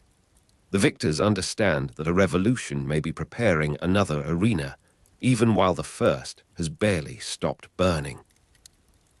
The war has ended, but the question of what victory means remains suspended above the ruined city. Around you, shattered windows hold the grey afternoon, and cold air passes through rooms where banners once concealed the walls. Snow is kept alive for the public execution because the new government wishes to show that justice has replaced the old spectacle. Katniss is brought into the center of the ceremony as the Mockingjay, the figure whose image has traveled through the districts and across the battlefields. The bow is placed in her hands, and Snow waits beneath the formal signs of a defeated ruler. Everything resembles a final performance arranged by authorities who understand the power of an audience. The capital once used executions, tributes, costumes, and televised suffering to turn children into instruments of obedience. Now the revolution stands upon the same stage, asking the same population to watch another death and accept its meaning. Katniss recognizes the danger in the arrangement, though recognition does not yet reveal the choice she will make. Beneath your boots, the pavement is damp, and the smell of iron lingers between the buildings. Coyne proposes one final Hunger Games, using children of capital citizens as tributes. The proposal is presented as a symbolic answer to the suffering imposed upon the districts, and several victors receive it with exhausted approval. Children from powerful families would be placed inside the arena, watched by people whose children had been taken before them. In this design, punishment would become education, and revenge would wear the clothing of historical balance. Yet the proposal repeats the capital's use of children as political spectacle, changing only the names of those who are sacrificed. Katniss sees that such a game could legitimize a cycle of revenge and teach Panem to regard inherited guilt as a reason for inherited violence. The revolution would then preserve the arena instead of dismantling it. Far above the square, winter light rests upon the rooftops, and soot settles softly into the seams of the stone. The victors understand the proposal in different ways because each carries a different history of the arena. Johanna has known the capital's cruelty directly, while Annie has lost people whose names cannot be restored by any public punishment. Beatty sees the machinery of power continuing beneath a new emblem, and Haymitch recognizes the familiar pattern of survivors being asked to approve another performance. Katniss remembers children trembling beneath the bright lights, their names announced as though death were a form of entertainment. The final Hunger Games would not simply harm 24 young people. They would announce that the new Panem accepted the old logic whenever its victims belonged to an enemy. Coyne's language offers closure, but the arena would leave the wound open beneath its ceremonial surface. Along the square's edge, water slips through narrow channels, carrying ash towards the gutters. You are standing near the execution platform when the crowd begins to gather. The people around you are silent, though silence has many meanings among them, including fear, fatigue, and the wish to believe that an ending can be made visible. Snow appears smaller than he did upon the screens, his body weakened by confinement and illness, while Coyne watches from a position carefully chosen for public attention. The officials expect the arrow to travel towards Snow, and the crowd expects the war to close along the line, prepared for it. Katniss raises the bow, and the familiar shape of the Mockingjay becomes something more uncertain than a symbol of victory. The square holds its breath beneath a colorless sky. A faint wind moves across your face, bringing the scent of wet stone, extinguished fires, and distant river water. Katniss shoots Coyne instead of Snow. The arrow crosses the space between them with the same clean purpose that once carried messages through the districts, but its meaning is no longer controlled by the people who created the symbol. Coyne falls from the platform, and the ceremony breaks apart in an instant. Soldiers turn, crowds surge, and voices collide beneath the hard geometry of the Capitol buildings. Snow dies amid the confusion that follows, apparently overcome as the crowd closes around him, though the precise circumstances remain uncertain. His death belongs to the disorder he helped create rather than to the polished execution arranged by his successor. Katniss has turned the execution into a final refusal of political theater. The arrow does not solve Panem's future, yet it prevents Coyne from consolidating power through the proposed games. Around you, feet strike the pavement in every direction. For a little while, no authority seems capable of claiming the center. Coyne is dead, Snow is dead, and the people who expected a carefully managed transfer of power must respond to an event that has escaped their script. The remaining Hunger Games are abolished, ending the institution that had shaped Panem's political imagination for generations. No new arena is built for capital children, and no official ceremony transforms revenge into law. The decision does not restore the dead or settle the anger moving through the districts, but it prevents another generation from being placed beneath the cameras. In the later settlement of the novel, Commander Paler becomes president, offering a government associated less with personal destiny than with the practical work of keeping a wounded country together. The trilogy gives less detail about this new government than about the cost of reaching it. The square grows cold beneath a fading light, and smoke thins above the distant roofs. The capital is no longer the center of the world, though its streets remain filled with evidence of how completely it once believed itself permanent. Walls bear marks from the fighting, staircases lead into rooms without ceilings, and the grand entrances of official buildings open upon empty chambers. People move through the ruins carrying tools, documents, food, and the quiet responsibilities of survival. The districts must decide how much of the old structure can be repaired and how much must be discarded with the fallen regime. Paler's presidency does not arrive as a miraculous answer because no leader can erase the habits of fear with a single appointment. Governance becomes a series of choices made under pressure, with memory pressing against every decision. In the streets around you, broken glass glimmers beneath the weak sun, while water gathers in the hollows left by artillery. Katniss returns to District 12, where the settlement has begun to rebuild around the outlines of the old town. The district is not restored by grand ceremony, and no single monument announces that history has been corrected.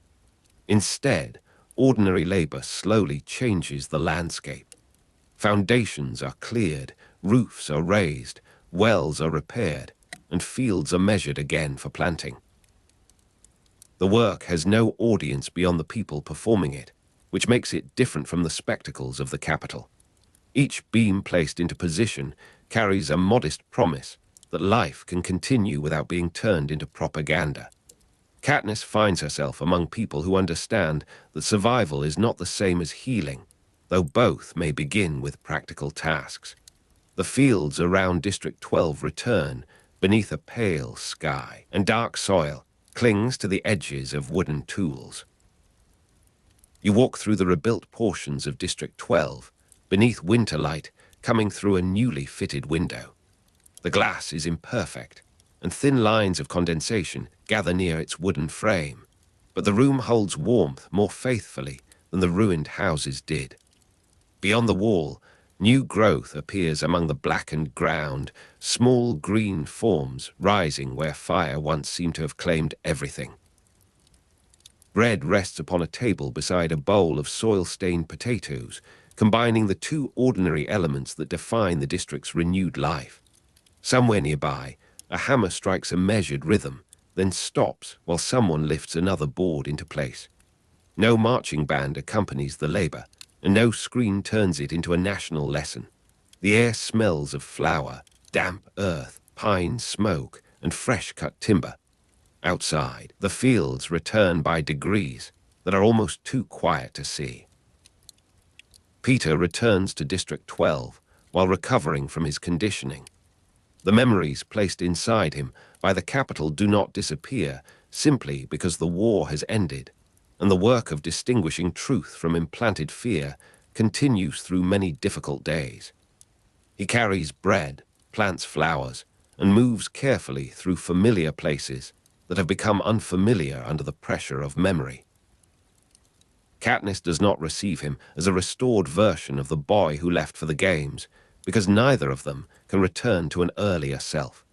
Their relationship becomes a patient practice of recognizing what remains, what has changed, and what must be built again. Peter asks for truth, and Katniss offers it in fragments that can be endured.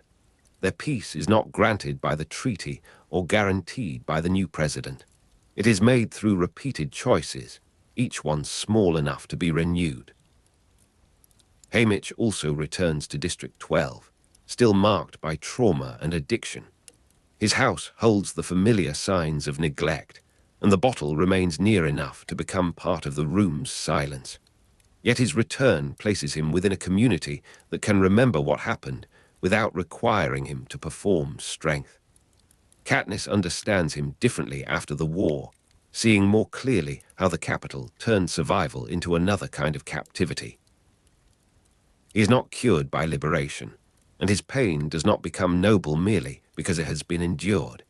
He continues to carry the old arena through his gestures, his silences, and the choices he cannot always control. Between the houses, wind moves through tall grass and unfinished fences, while the scent of bread drifts from a kitchen where flour dust settles upon a worn wooden sill. In time, Katniss and Peter build a quiet domestic life after the war.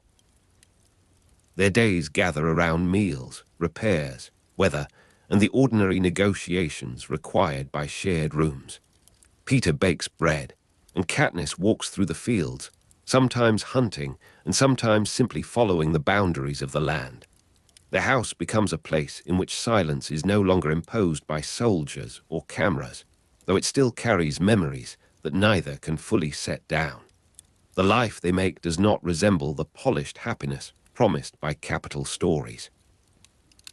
It contains grief, hesitation, affection, and the need to begin again after moments of fear. Peace is sustained through repeated choices, and each morning asks them to make those choices once more. At dusk, the rebuilt window reflects a muted interior, and the last light settles over the fields like a thin layer of dust. Eventually, Katniss and Peter have children. Their arrival changes the meaning of memory, because the past is no longer contained within the people who experienced it. Katniss worries about passing the memory of the games to them, fearing that the children may inherit not only stories, but also the fear hidden inside those stories. She wonders whether silence would protect them, or whether it would leave the old patterns waiting beneath the surface. Peter approaches the question with a steadier understanding, knowing that the truth may be painful, but that a false peace can become another form of danger. The children grow within rooms shaped by history, though they do not yet understand why certain names are spoken softly. Their footsteps move across the floor of the quiet house, light and uncertain, while rain touches the roof in a patient, scattered rhythm. The epilogue presents recovery as slow and incomplete. Years pass, but time does not behave like a clean river carrying every wound away. Katniss still wakes from dreams, and the dead remain present through sudden images, remembered voices, and places that cannot be entered without consequence. Peter continues to recover through habits that connect him to the present, including bread, planting, and the careful naming of what is real. The children know that something happened before they were born, although the shape of that knowledge changes as they grow older. Recovery becomes visible in the fact that life has continued, not in the claim that all damage has disappeared. Beneath the house, the soil remains dark from earlier fires, while new growth gathers along the edges of the paths. The cold season returns, and winter light enters through the rebuilt window. The Mockingjay remains a memory of resistance, not a guarantee of democracy. Its image once traveled through the districts as a promise that the people could answer the capital story with another story. Yet symbols cannot govern by themselves, and a bird painted upon a banner cannot prevent leaders from repeating the violence they once condemned. Katniss's final shot shows both the force and the limitation of political symbols. The Mockingjay can interrupt a ceremony, expose a false choice, and give courage to those who have been told they are powerless. It cannot decide how institutions will behave when the applause has ended. That work belongs to people living among the consequences. In the quiet house, children's footsteps cross the boards again, and the old symbol survives only in memory, carried gently rather than raised above a crowd. The trilogy gives less detail about the new government than about the cost of reaching it. Pela's presidency appears within a later settlement, but the pages do not build a complete architecture of elections, laws, representation, or public accountability. Instead, attention remains fixed upon bodies, memories, damaged friendships, and the moral injuries carried home from the arenas. This imbalance is deliberate in effect, even when the political future remains indistinct. The story has watched power operate through spectacle, and it understands that the consequences of power are often felt most clearly in private rooms. A constitution may promise restraint, but the deeper test lies in whether people can refuse the familiar pleasure of punishment. Outside your window, the fields lie quiet beneath the evening, and thin frost gathers along the furrows. Panem's final political question is whether it can remember violence without reproducing it. Remembering may preserve the names of the dead, but memory can also become a weapon placed in the hands of those who desire permission to retaliate. Forgetting may allow a nation to move without constant grief, yet it creates space for old systems to return under altered language. Katniss stands between these dangers, carrying the games within her while trying not to make them the inheritance of her children. Peter's careful presence offers another answer, founded upon attention rather than revenge. Haymitch embodies the cost when memory has nowhere safe to go. Paler's settlement remains vulnerable because every political arrangement depends upon people choosing limits when power offers them reasons to exceed those limits. The last light fades across District 12, leaving the fields silver and still. You are inside the house as evening settles beyond the rebuilt window. Bread cools upon the table, and the scent of soil remains beneath the sharper smell of wood smoke carried from the stove. The children move from one room to another, their footsteps soft against the floorboards, then softer still as sleep begins to gather them. A television stands in the corner, silent and dark, its screen reflecting only the room and the pale suggestion of the window. It does not announce a president, a victory, a tribute, or a new national emergency. The silence is not emptiness, because the house contains names, scars, recipes, gardens, and the work of remembering carefully. Outside, new growth bends beneath the night wind, and the fields return around District 12 in patient layers. Katniss does not receive a perfect answer to the question of whether the future can remain peaceful. She receives a life that must be maintained through ordinary acts, and a family whose existence makes the past impossible to treat as finished. Peter remains beside her, carrying his own memories and offering the reassurance of presence rather than certainty. Haymitch remains somewhere beyond the quiet rooms, still wounded, still living, still connected to the people who understand what he survived. The children will eventually learn about the games, and the telling will have to be repeated in forms that neither glorify the arena nor conceal its victims.